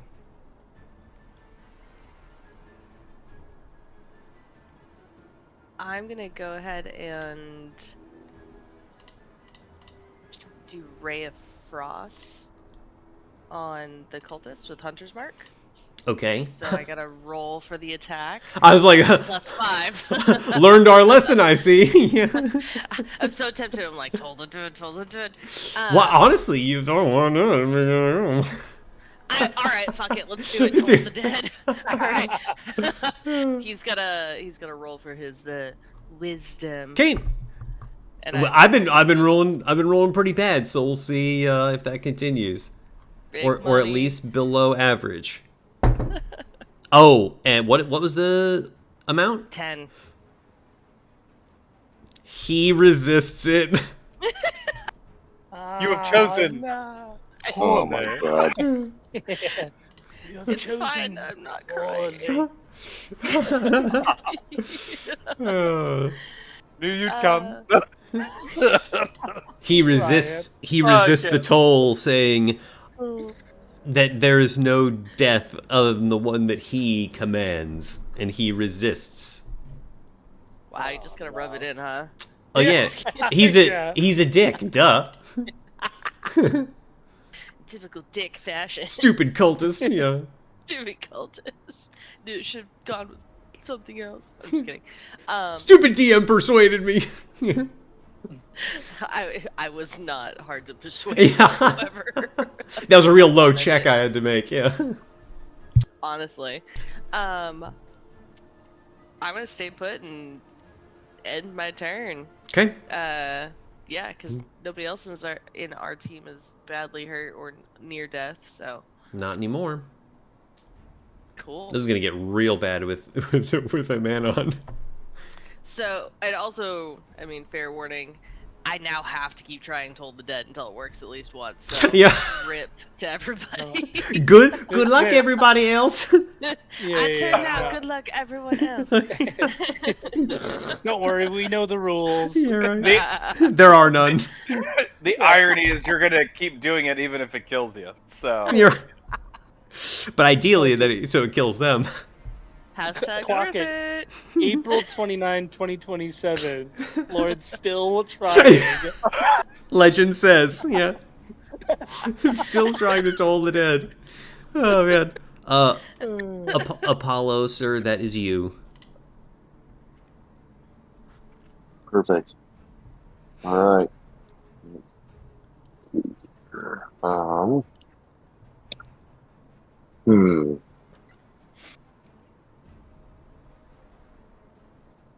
Oh, just real quick, briefly, you do not have to, but you could use your inspiration, Nixara, if you wanted to. Oh my god, I'm gonna do that. Okay.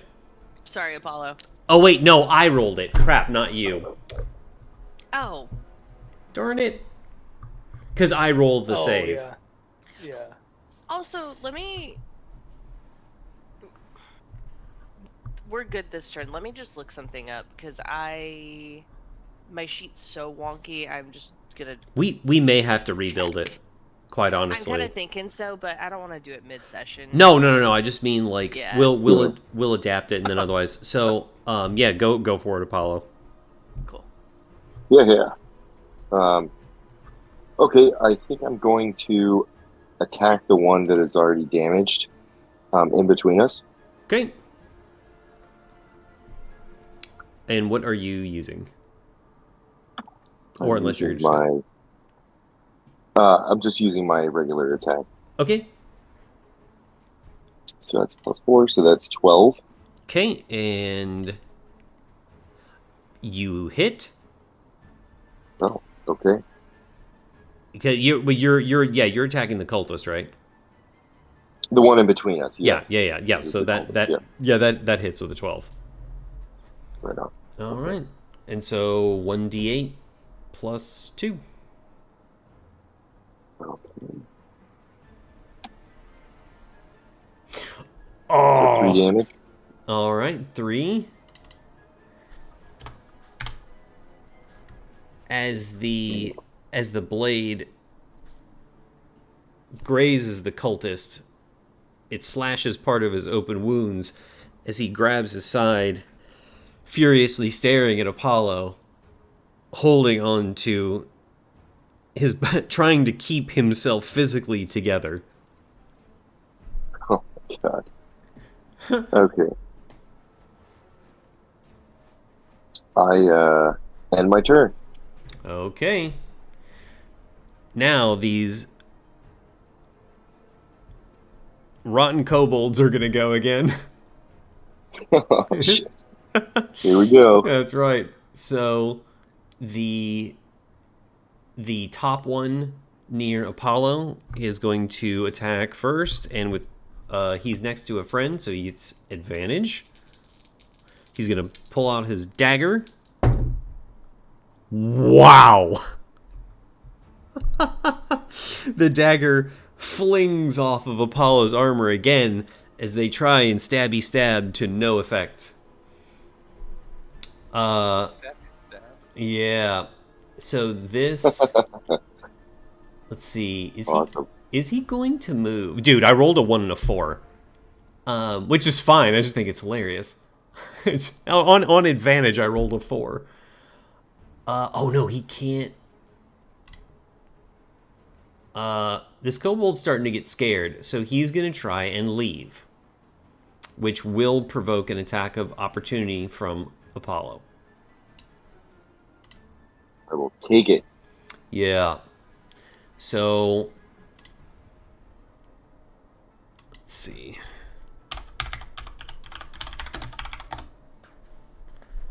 So that is...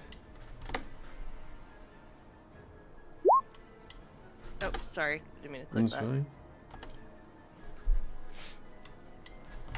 Oh, whoops.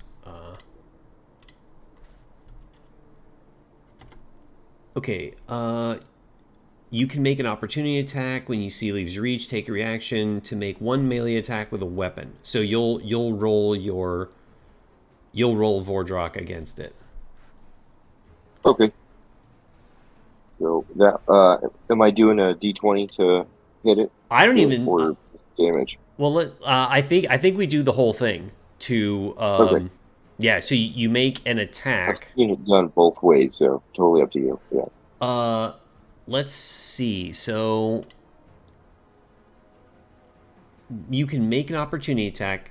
To make the attack, take a reaction to make one melee attack with a weapon. So yeah, you still roll to hit and you still roll to do damage, but you get to use your reaction to do so. So yeah, so that's what it's telling me. So yeah, just roll Cool. roll your d20.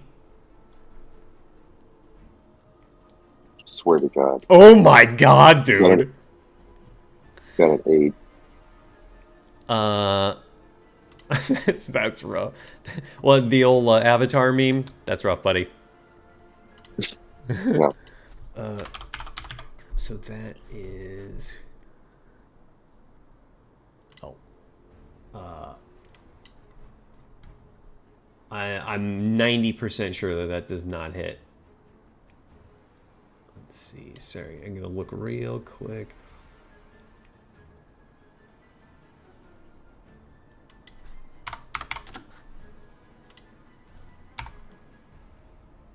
Yeah, that does not hit. And the kobold smiling and giggling and laughing in glee looks at you and sticks his tongue out as he runs back to the safety of the group. Second kobold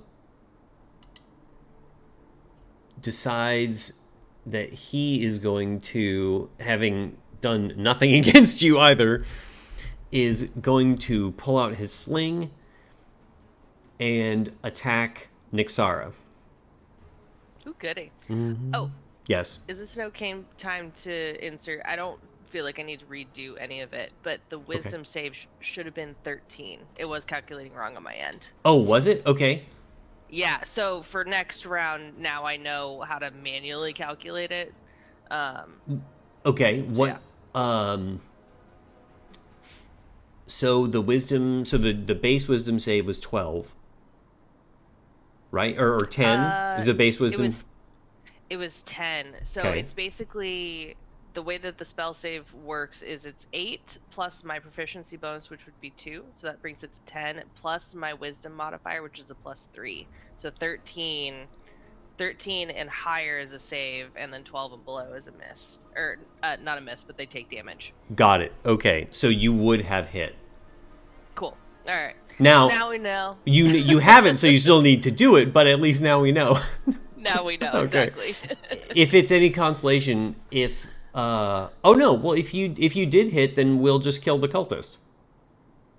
Because he is still alive. Well, when I need to roll... But I mean, like, retroactively, the... Well, wait, because you're telling me, just to make sure, that the... So the base of Toll the Dead is 10. The base wisdom save of... It says 10, but it should be 13. So, and that's because it's adding my proficiency bonus, but it's not adding my wisdom. Okay. That makes sense? Yeah. Yeah.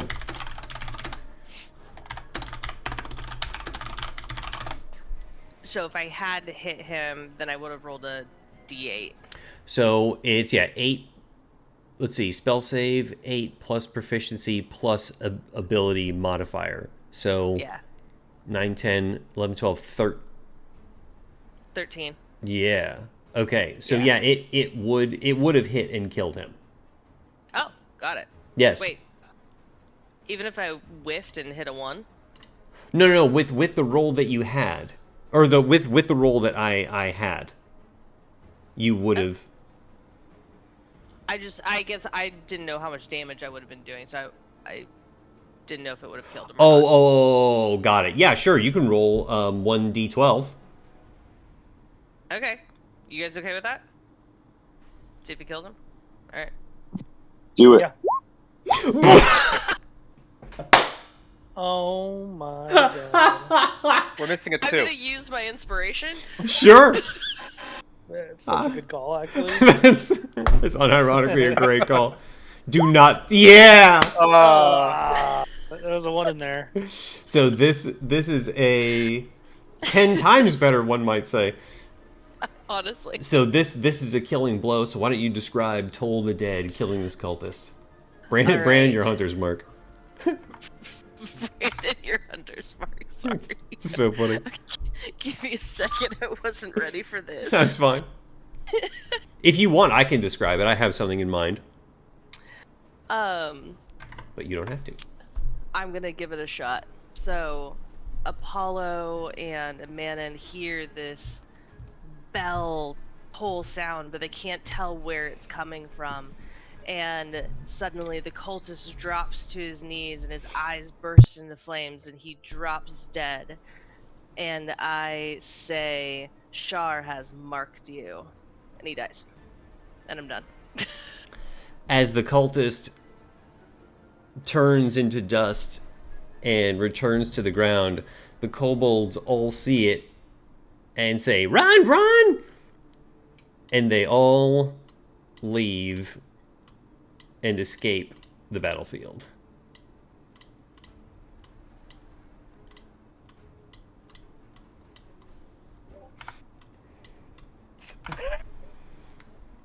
Bye, bitch. Later.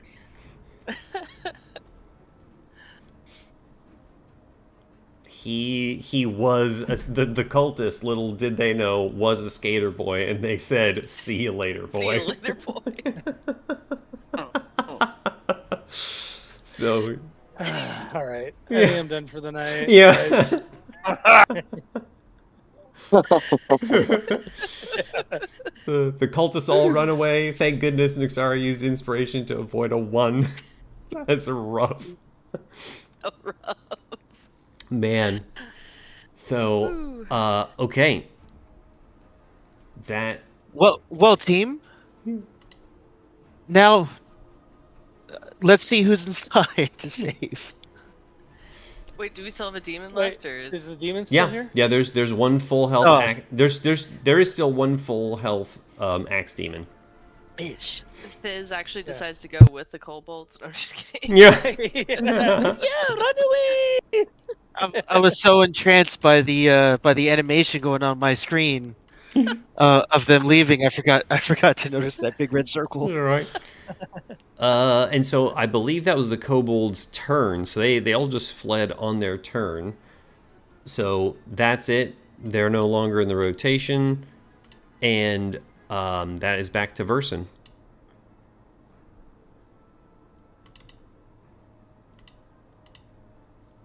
Oh my god.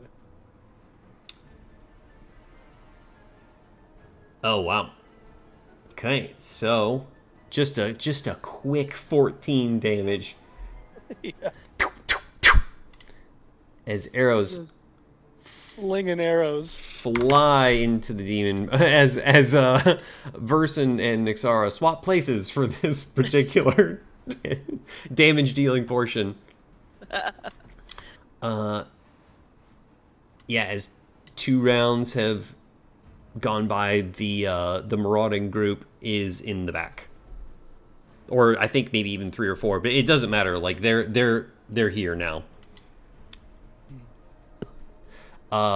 Okay. Anything else, Verson?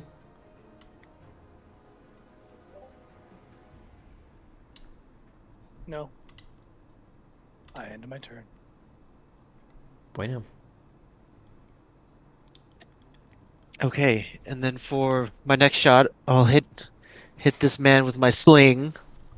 Oh, Hey-o. You definitely do. Nice. Oh. Whap!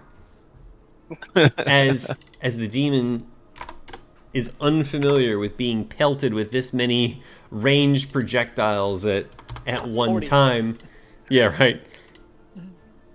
He recoils from all of the ranged harassment. His veins pumping red as he gets angrier. and visibly more damaged. And oh well, never mind.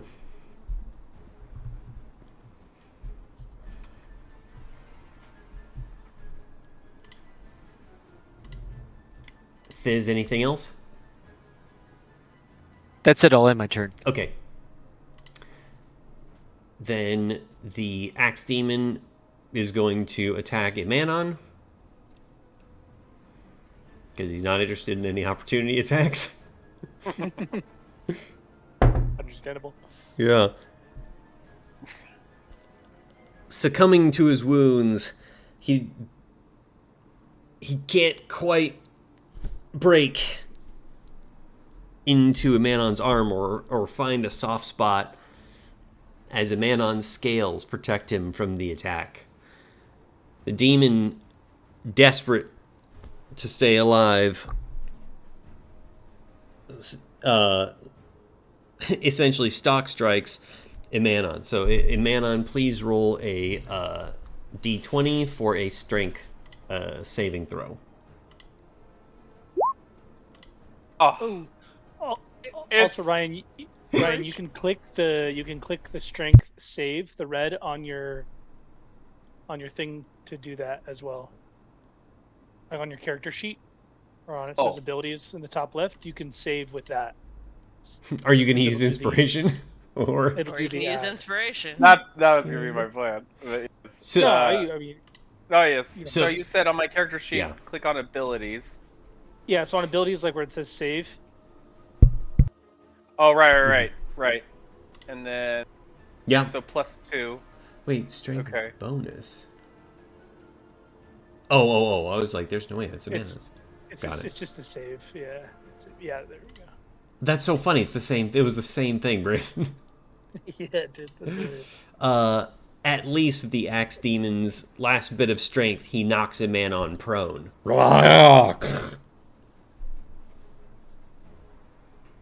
And ends his turn. Holy smokes. Okay. I like this little turn order thing. That's really, really helpful. It's very handy. Mm-hmm. Handy Yes. dandy. Well, I guess I have to get up on my feet. Yeah, it's just some movement points to do that. Right. Well, I recuperate a bit here, and let's see here. Oh yeah, I could still. No, I can still attack. Yeah. Just standard attack. Let's take this guy out. Okay. So let's make that happen. Let's see here. I just roll I have to roll a regular d20 first, right? So you should just be able to go into your character sheet and click on I see. So it'll do it automatically if I just do it this way. assuming I did it. On the attack. Okay. Yes. Yeah. Perfect. Got it. So you definitely hit with a 19. Yeah, and then you do the damage. And great, that is a killing blow. Wunderbar. Nice. Hell yeah. All right. I am going to I'm just going to basically as the demon is making a final, swing, realizing that, its life is fading away from him. I duck underneath and I thrust my sword directly from underneath their jaw through their head. Ugh. The holy damage from the blade has significant impact as his body withers away, as his head withers away, and his lifeless body falls on the ground. Awesome. Chico next. A classic StarCraft one is GG no re. Yeah, you didn't hear the Final Fantasy victory tune there? Bad goes bad. So Awesome. So both of the other groups are at the rear of the Temple of Chantea, and combat's over because that group has been dealt with. So nice. Yeah. Awesome. You just zoom in. Yeah. Cool. Oh, hey, Verson. Nice shots out there. Oh, appreciate it, man. That slingshot was something else. Also, great shield, Apollo. That was beautiful work. Yeah. Well, thank you. I've been waiting to do that my whole life. That was a great opportunity for it. I appreciate you guys also raising attention to it because I wasn't sure. I was like, I guess I didn't realize exactly how low you were, but that was getting up there. I was thinking about chancing it, but yeah, I'm glad that was overall the better call. Yeah, it's good. Yeah. All right. So the the battering ram is still in place. The door is still partly on fire, but because you guys stopped it, the doors are pretty much still intact, but they're most definitely locked from the inside. So, what's next? I am going to go over here and just sneak and stare down this what would this be? This would be the, let's see what direction we are. This would be the east side of the building. Looking that way, or I mean, I guess it doesn't really matter. I'm gonna look down this way. Sure. And just be on the lookout for that group. Sounds good.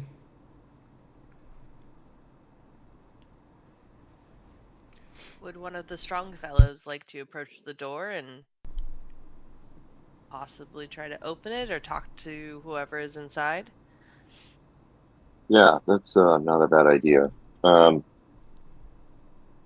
don't we go check this out and approach it and see if we can either knock on the door or maybe since all they were badgering, we should try to talk to them. The door is currently not on fire? Kind of on fire. Yeah, it's a little on fire. It's a little damaged from before you guys had gotten there, but because you were able to stop the attack so early, it is pretty well intact and most definitely secured and locked on the other side. Got it. And also as far as noise goes, any screaming and yelling and raving and hollering is coming from the far back. So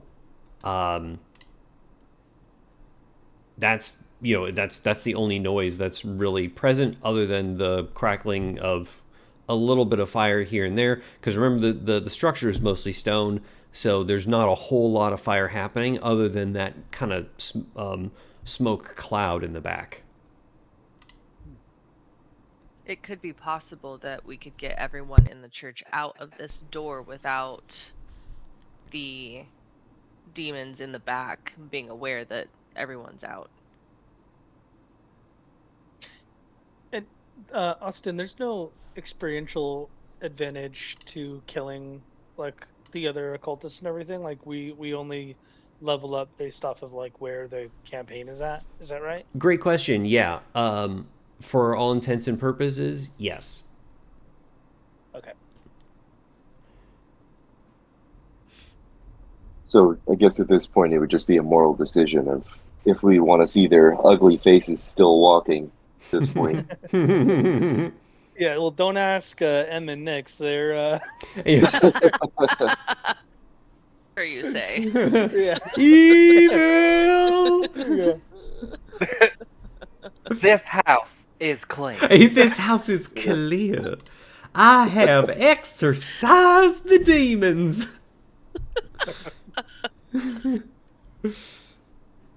You're telling me that neighbor heard that yell through this soundproof glass?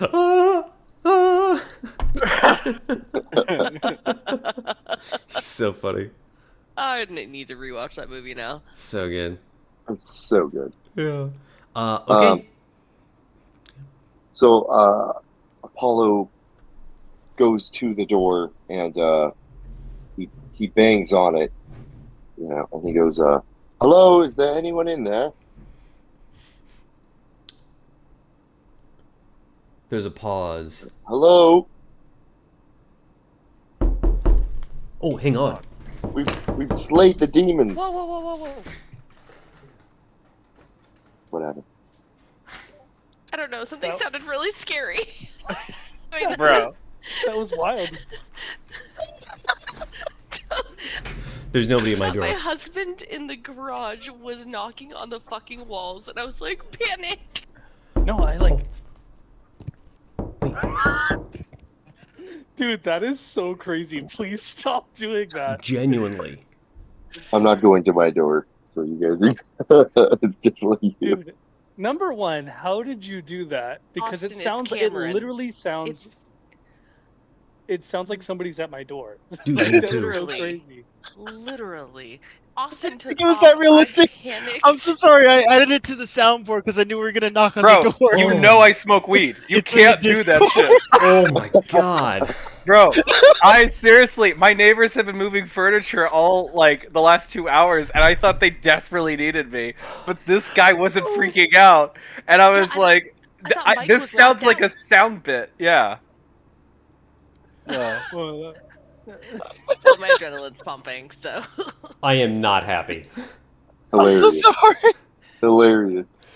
I thought it was my next door neighbor who tends to be a little You bit. took off so Well, fast. Yeah, because I thought somebody was beating at my door, like be like, "Hey, like be quiet" or something. So, I saw Cameron's reaction, and I thought you were doing a bit.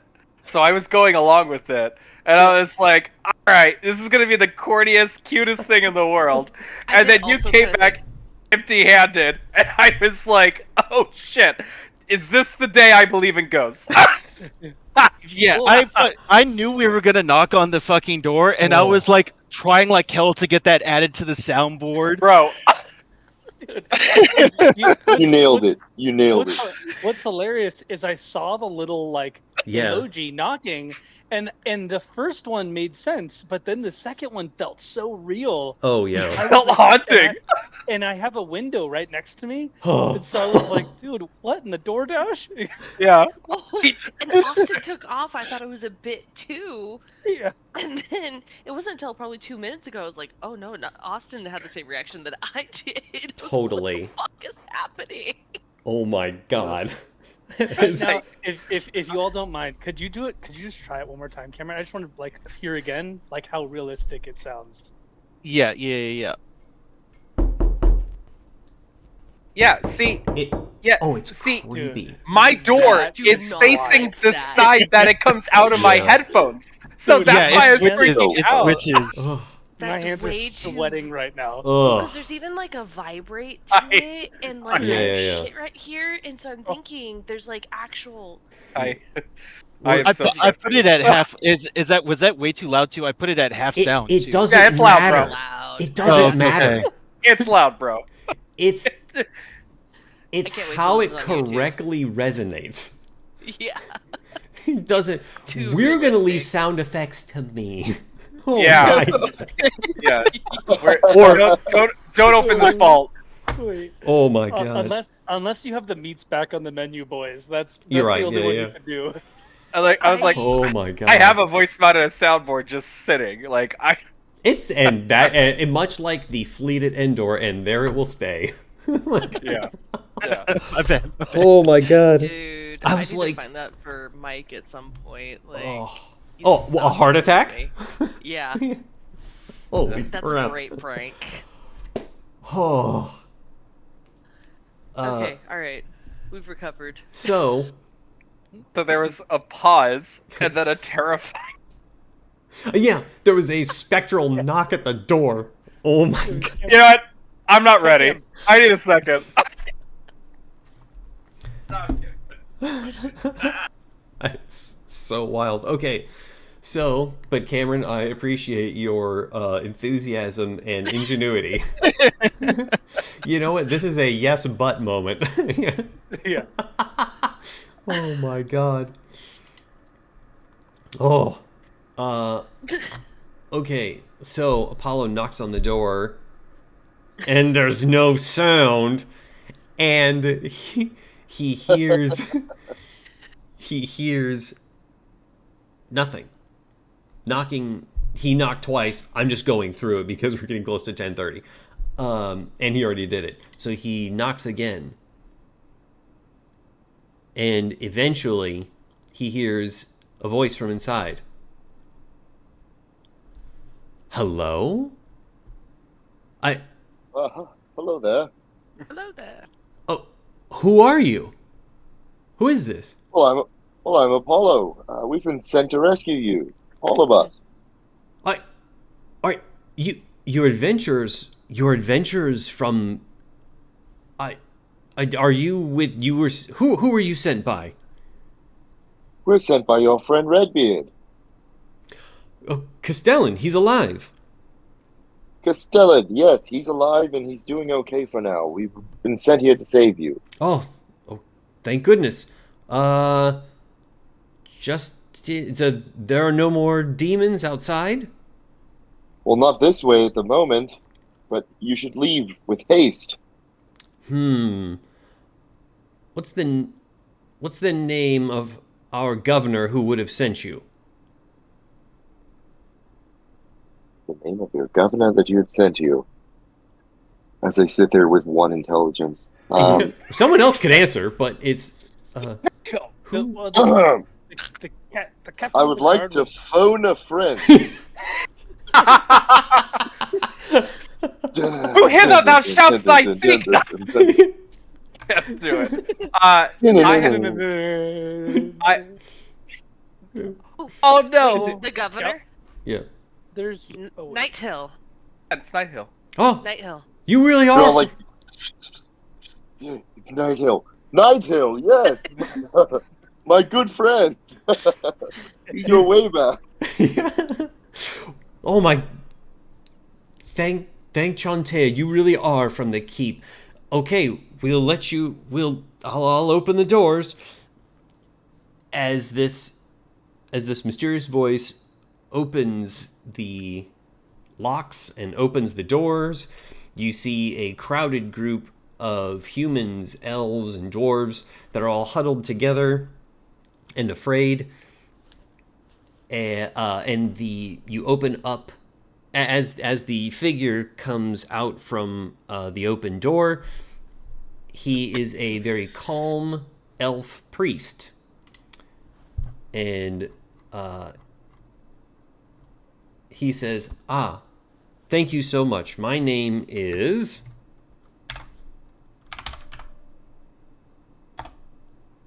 Yadrin Falcon Moon.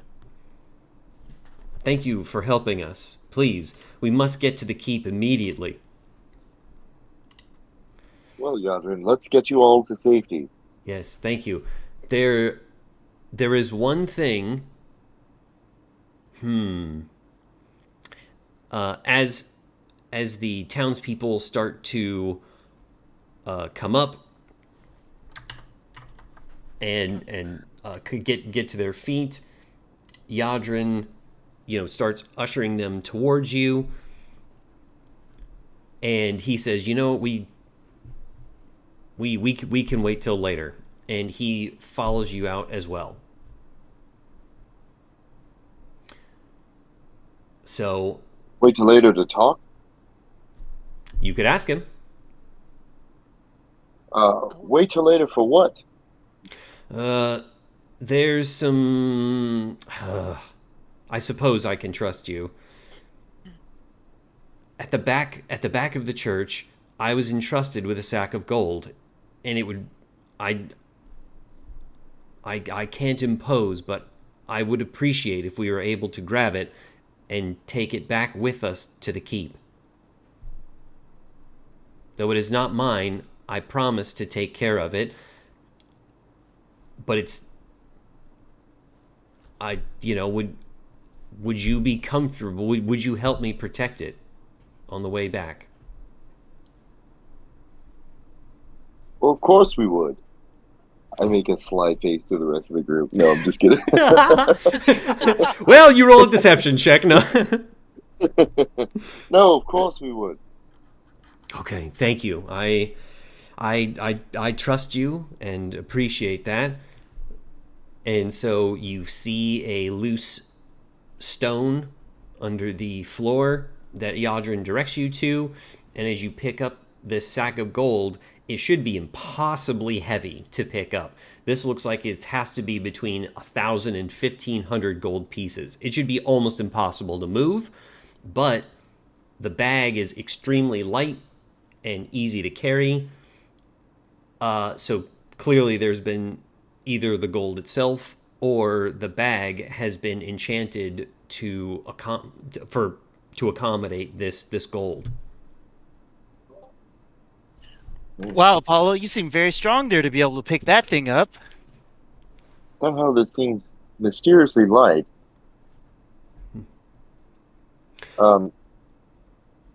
I'm guessing that this is going to be hard to fight with. If I can take it from the front and guide everybody out, if another one of you would like to carry this, it seems like it's manageable.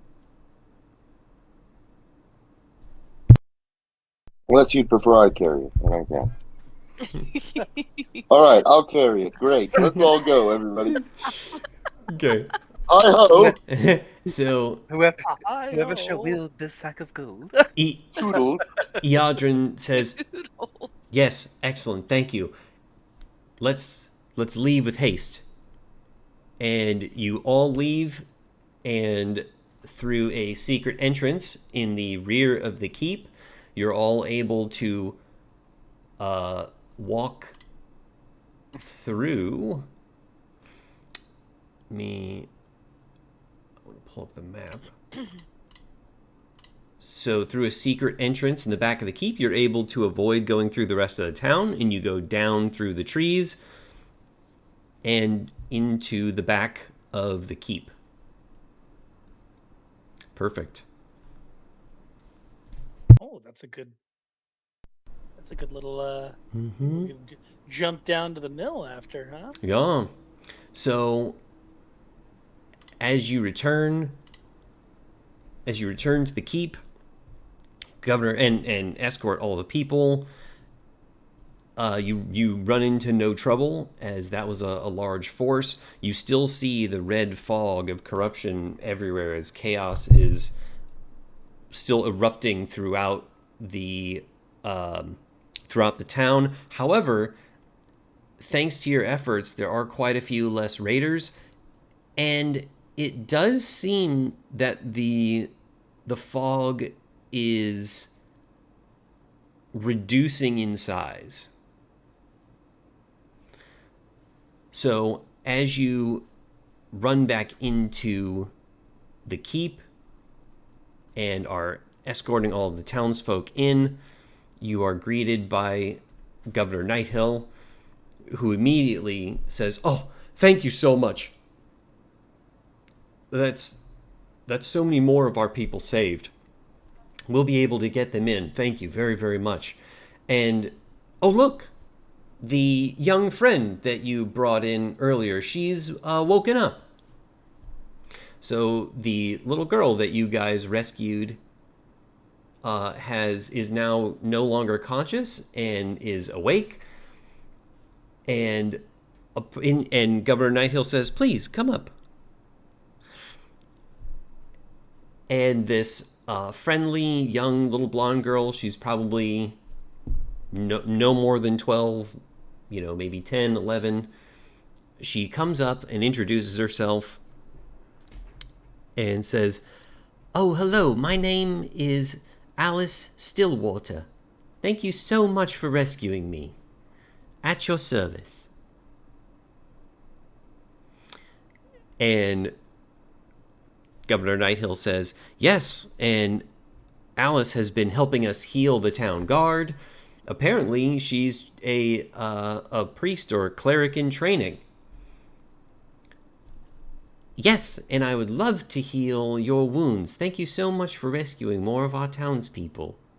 So now that Alice has recovered, your visit, she can restore 4 health, distributed as the party sees fit, upon your return to the keep.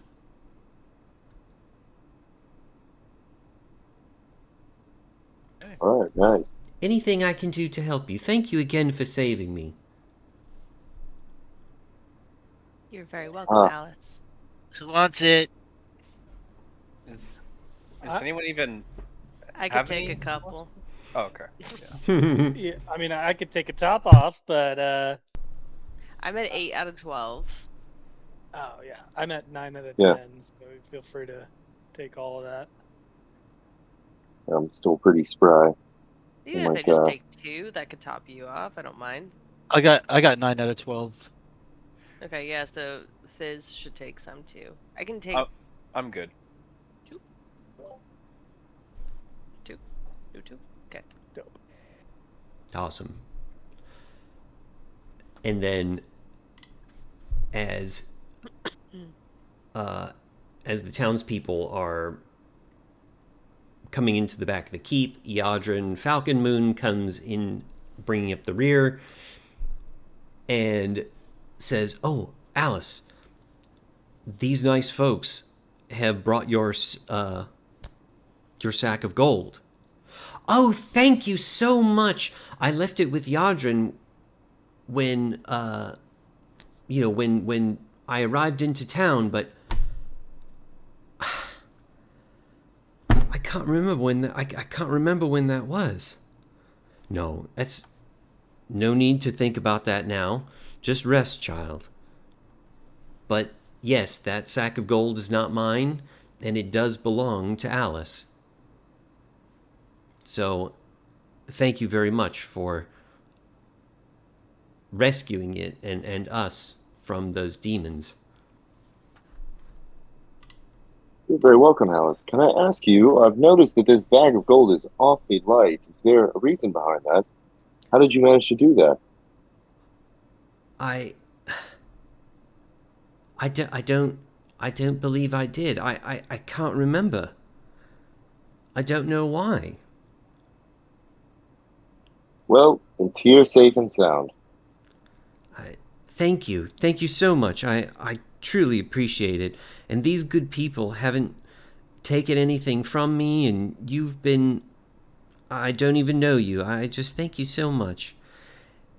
As she gratefully receives the gold, Governor Nighthill gives it to Castellan, and he puts it away in the keep for safekeeping for now.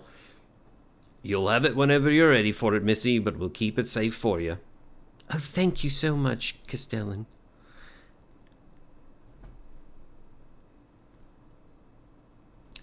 So, as Governor Nighthill looks over the situation, says, "Oh, thank you again." Things at the mill look to be the same. It looks like there might be slightly more fire, but our spotters can't really tell through all the smoke. But it doesn't look like it's up in flames yet. Same thing goes for the Sally Port. It looks like kobolds have just been moving around and cultists have been haphazardly attacking us. We can't quite tell what the what the tempo of the attack is at this point, because now there's far less civilians out. We're starting to heal our town guard and start to send them back out. We're starting to get more scouts out to see what's going on, and how we can end this. Do you have any ideas of why these demons are attacking? Have you seen anything about that, or these cultists? Do you have any? Do you know what's going on?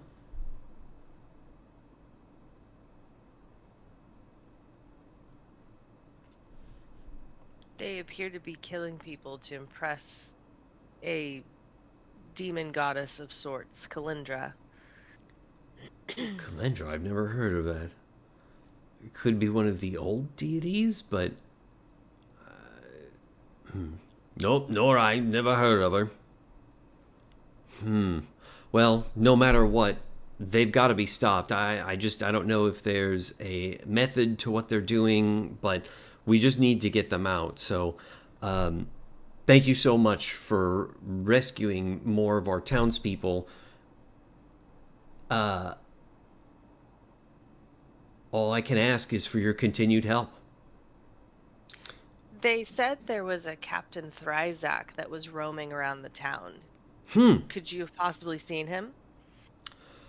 Well, I don't know.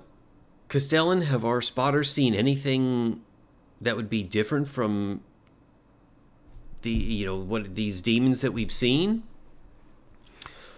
Nope. Spotters haven't reported anything different to me, but they're having a tough time seeing through this red swill and smoke, but it's getting smaller. But I've never known demons to have a captain, or any kind of organization. So, if it does exist, I think the more that we control the town, we'll be able to find it. If it doesn't, we'll do the same anyway.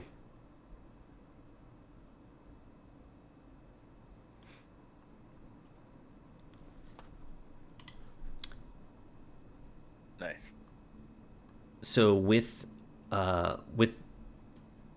the larger group of townspeople saved, of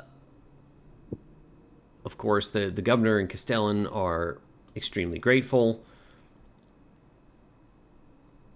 And yeah, that is let's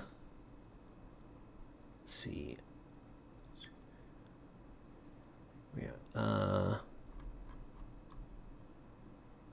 Yeah, and that is you have successfully saved a huge group of townspeople from the church, and you all gain inspiration. Oh, and as this was it. As you are making yourself familiar with the keep, there's a spear that's on the wall. The spear, Thiz sees, is glowing a green and turquoise glow, almost summoning him to it. But it's just to everyone else, it just looks like a normal spear on the wall.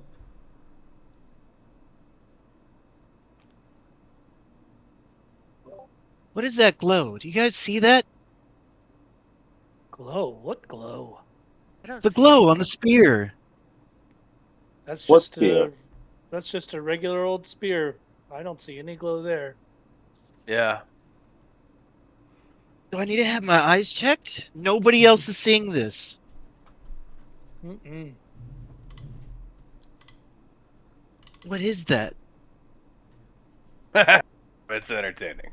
Castellan? What's that spear over there? Castellan? It's just a regular spear. Do you want it for a weapon? Yeah, if we could get that down, please. Certainly, it's all yours. Castellan takes down the spear and hands it to Thiz, and as it hits Thiz's hands, time stops. And all of a sudden, Thiz is surrounded in jade and turquoise as a bald monk and ghost appears to him. August, I am Shifuzawa. I have seen that you are on the path of the monk. We will teach you how to be one of us. You have the heart, the endurance of a monk. We were pulled to you, and as we are not done with our existence on this plane, we can only assume that it is you who we have been waiting to train. We imbue this spear for you.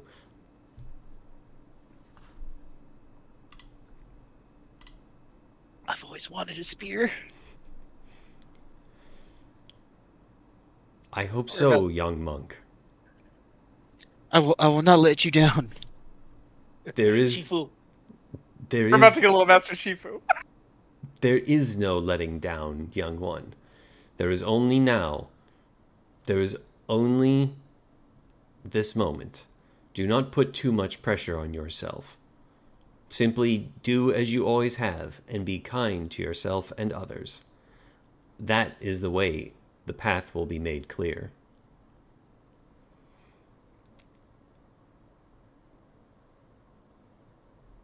Seriously, none of you guys see this color off of this thing. No, not at all. As Isn't time still stopped? as everyone stands frozen in time, Shifuzawa bows and says, "All will be made clear in time. All I can say is that we see much in you, young August. Continue down the path, and it will all be made clear.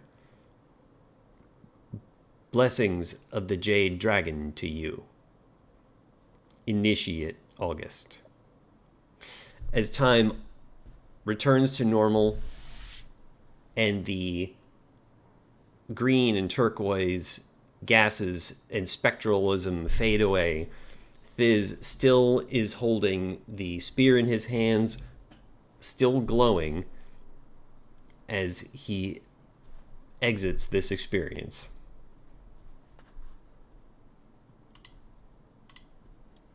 Well, that looks like a good spear. It looks like a good strong spear there, Thiz. Thanks. I can't wait to get some use out of this thing. Okay. Well, you guys did a great job, and that is time. Just to respect everyone's time, usual, real quick. What did I do well, and what can I improve on?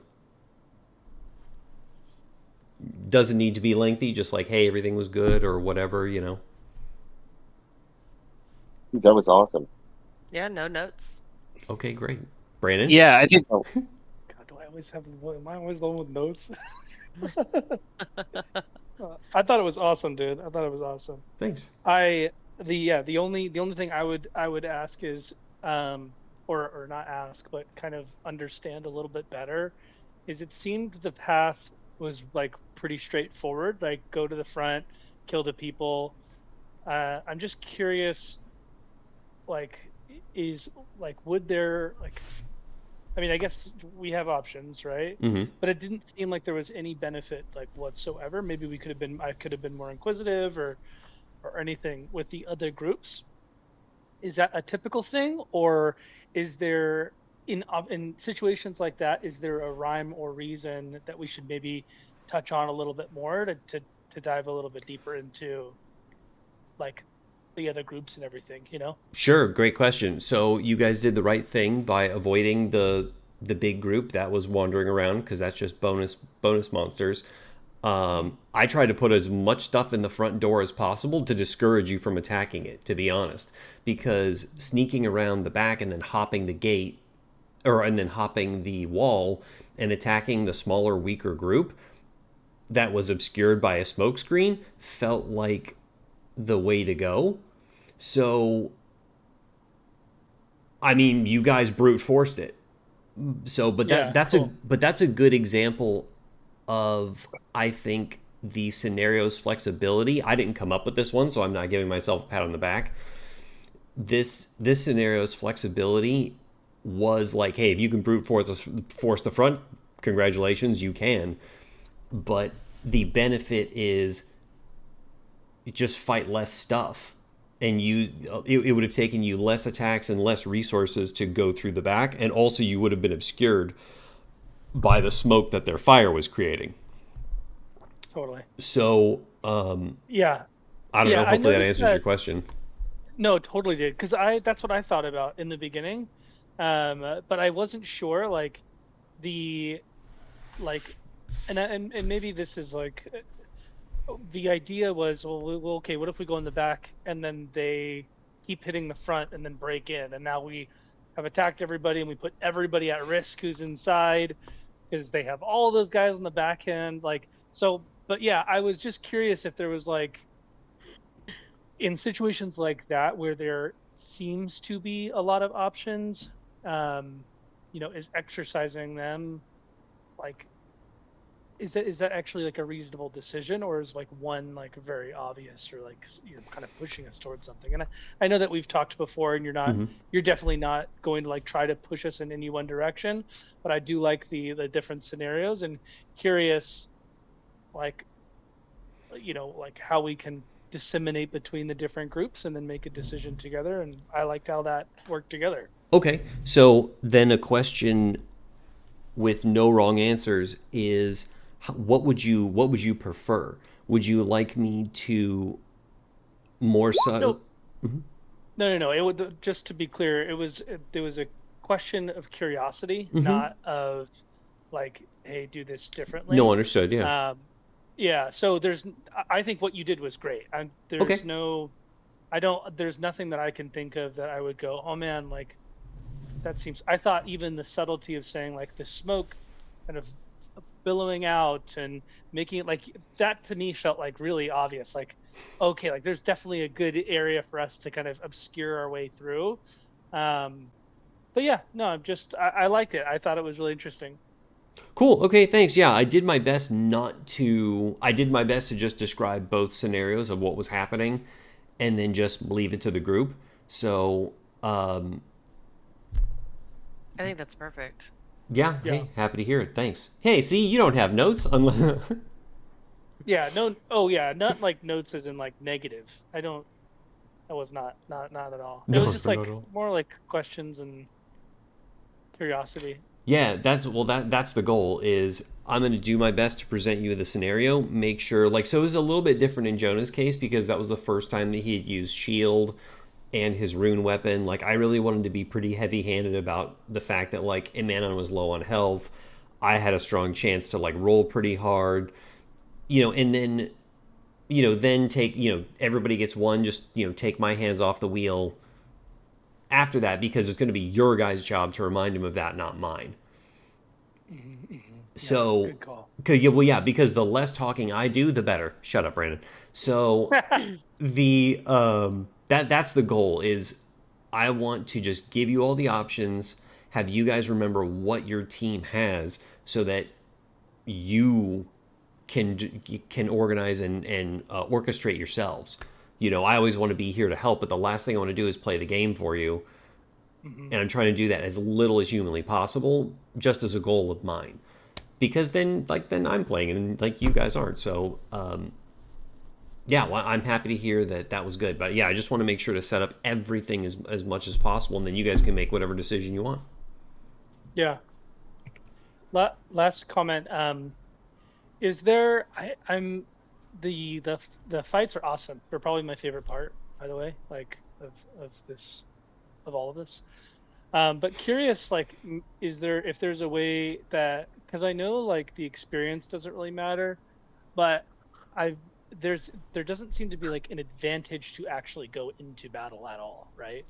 It's like more of a seemingly a blocker more than anything, and there's like Mm-hmm. an incentive to not fight.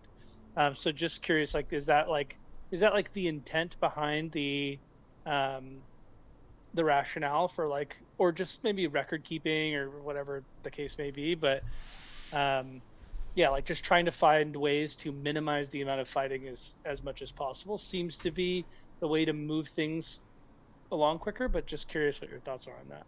Yeah, great question. So even the books, I'm going to keep it as simple as possible and going outside of what I would normally do, and I would just say yes, which is typically avoiding as much combat as you can, just for the sole fact that you guys are lower level and don't have as many heals, like you don't have as much flexibility to just dive into combat.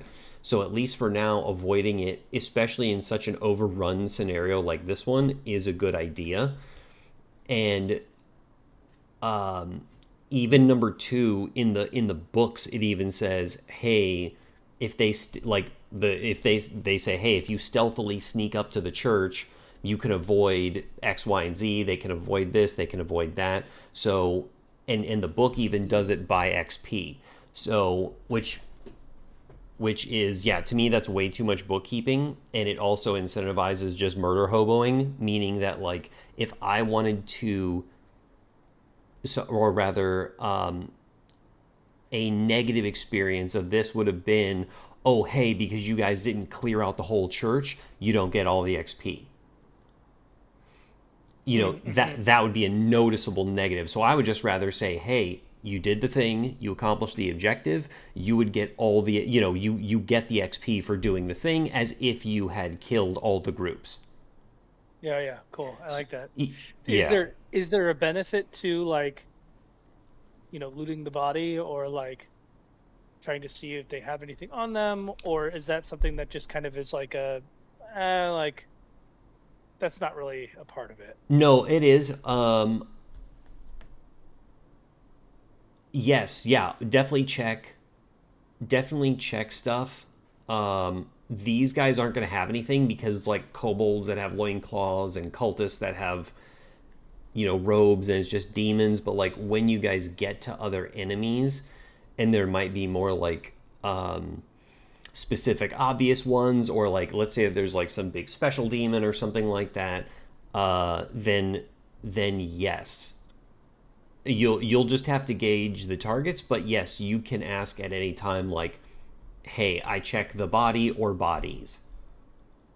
Cool. You can, but I'm also in this phase, there's really not that much of that because of just the nature of the enemies. But yeah, great question. Yeah, dude. I mean, final thoughts. Like, I thought it was awesome. I thought the scenario was super cool. I thought that, like, the positioning of it was really interesting. I liked the thought of being able to, like, utilize, like, my character's, like, gifts, you know. I thought it was, yeah, I liked it. I thought it was really well put together. Awesome. Thanks, man. Regardless if you did it or not, you executed it well. Thanks. No, I appreciate it. Hey, yeah, that's the goal. Yeah. I took this skeleton and then just stretched all my stuff over it. So I love it. thanks, man. It's funny because I was like, okay, I was reading what they had for the front door, and I was like, I don't think that's going to be enough to scare him off. So I just threw more stuff in there, and you guys like, yeah, so attack the front door. I was like, oh my god, I put even more in there. So I thought that was pretty funny. Have hammer, C nail. That's right. If all you have is a hammer, yeah, right. Every problem is a nail. But Yeah, it was pretty funny too when Brandon brought it up, of like, yeah, let's attack the front door, and everybody was just like, cool. I think you kind of had like a moment of like, sure. Yeah. So you guys attacked the front door. Yeah. Oh, I definitely did. Because when Brandon said I attack, I was like, okay, he's been observing the back, but I really did want to clarify, like, where, like, what was being attacked. Yeah, I mean, the rationale there, from my perspective, is like, these people are like using a battering ram in the front. Like, let's just say we attack the back, like the chances of somebody coming in the other side is much higher than the person in the back who's like, we don't even, they're starting a fire. Who knows if they're actually, there's even a way in the back, you know? So I don't know. Seems like a evil that you know versus an evil you don't. But that's I think the benefit of this scenario is like, yeah, you could choose how you wanted to do it. Less enemies with a gamble at the rear of the building, like you just said, you know, the enemy you know versus what you don't. So and who knows, that door could have been, as an example, barricaded, not that it was, but it could have been barricaded by the people inside. You know, whatever, maybe it was impassable and it just looked like a door from the outside. So And by the way, most certainly, if you had gotten in, you would have been racing the battering ram to get everybody out in time. Not that that's good or bad. That's just like, hey, cool. Like that's how the scenario would have unfolded otherwise. I just want to add real quick and say thank you so much also for kind of going through the character sheets and adding so much more to Yeah. the Roll20 and Yeah, everything. for It's sure. making it all so much more interactive. Oh, thanks so much, Cameron. You're very welcome. For the scenarios and the icons and kind of like cleaning up the character sheets to make it so Yeah. that kind of everything aligns when we're kind of clicking these things. So now we can just click our buttons.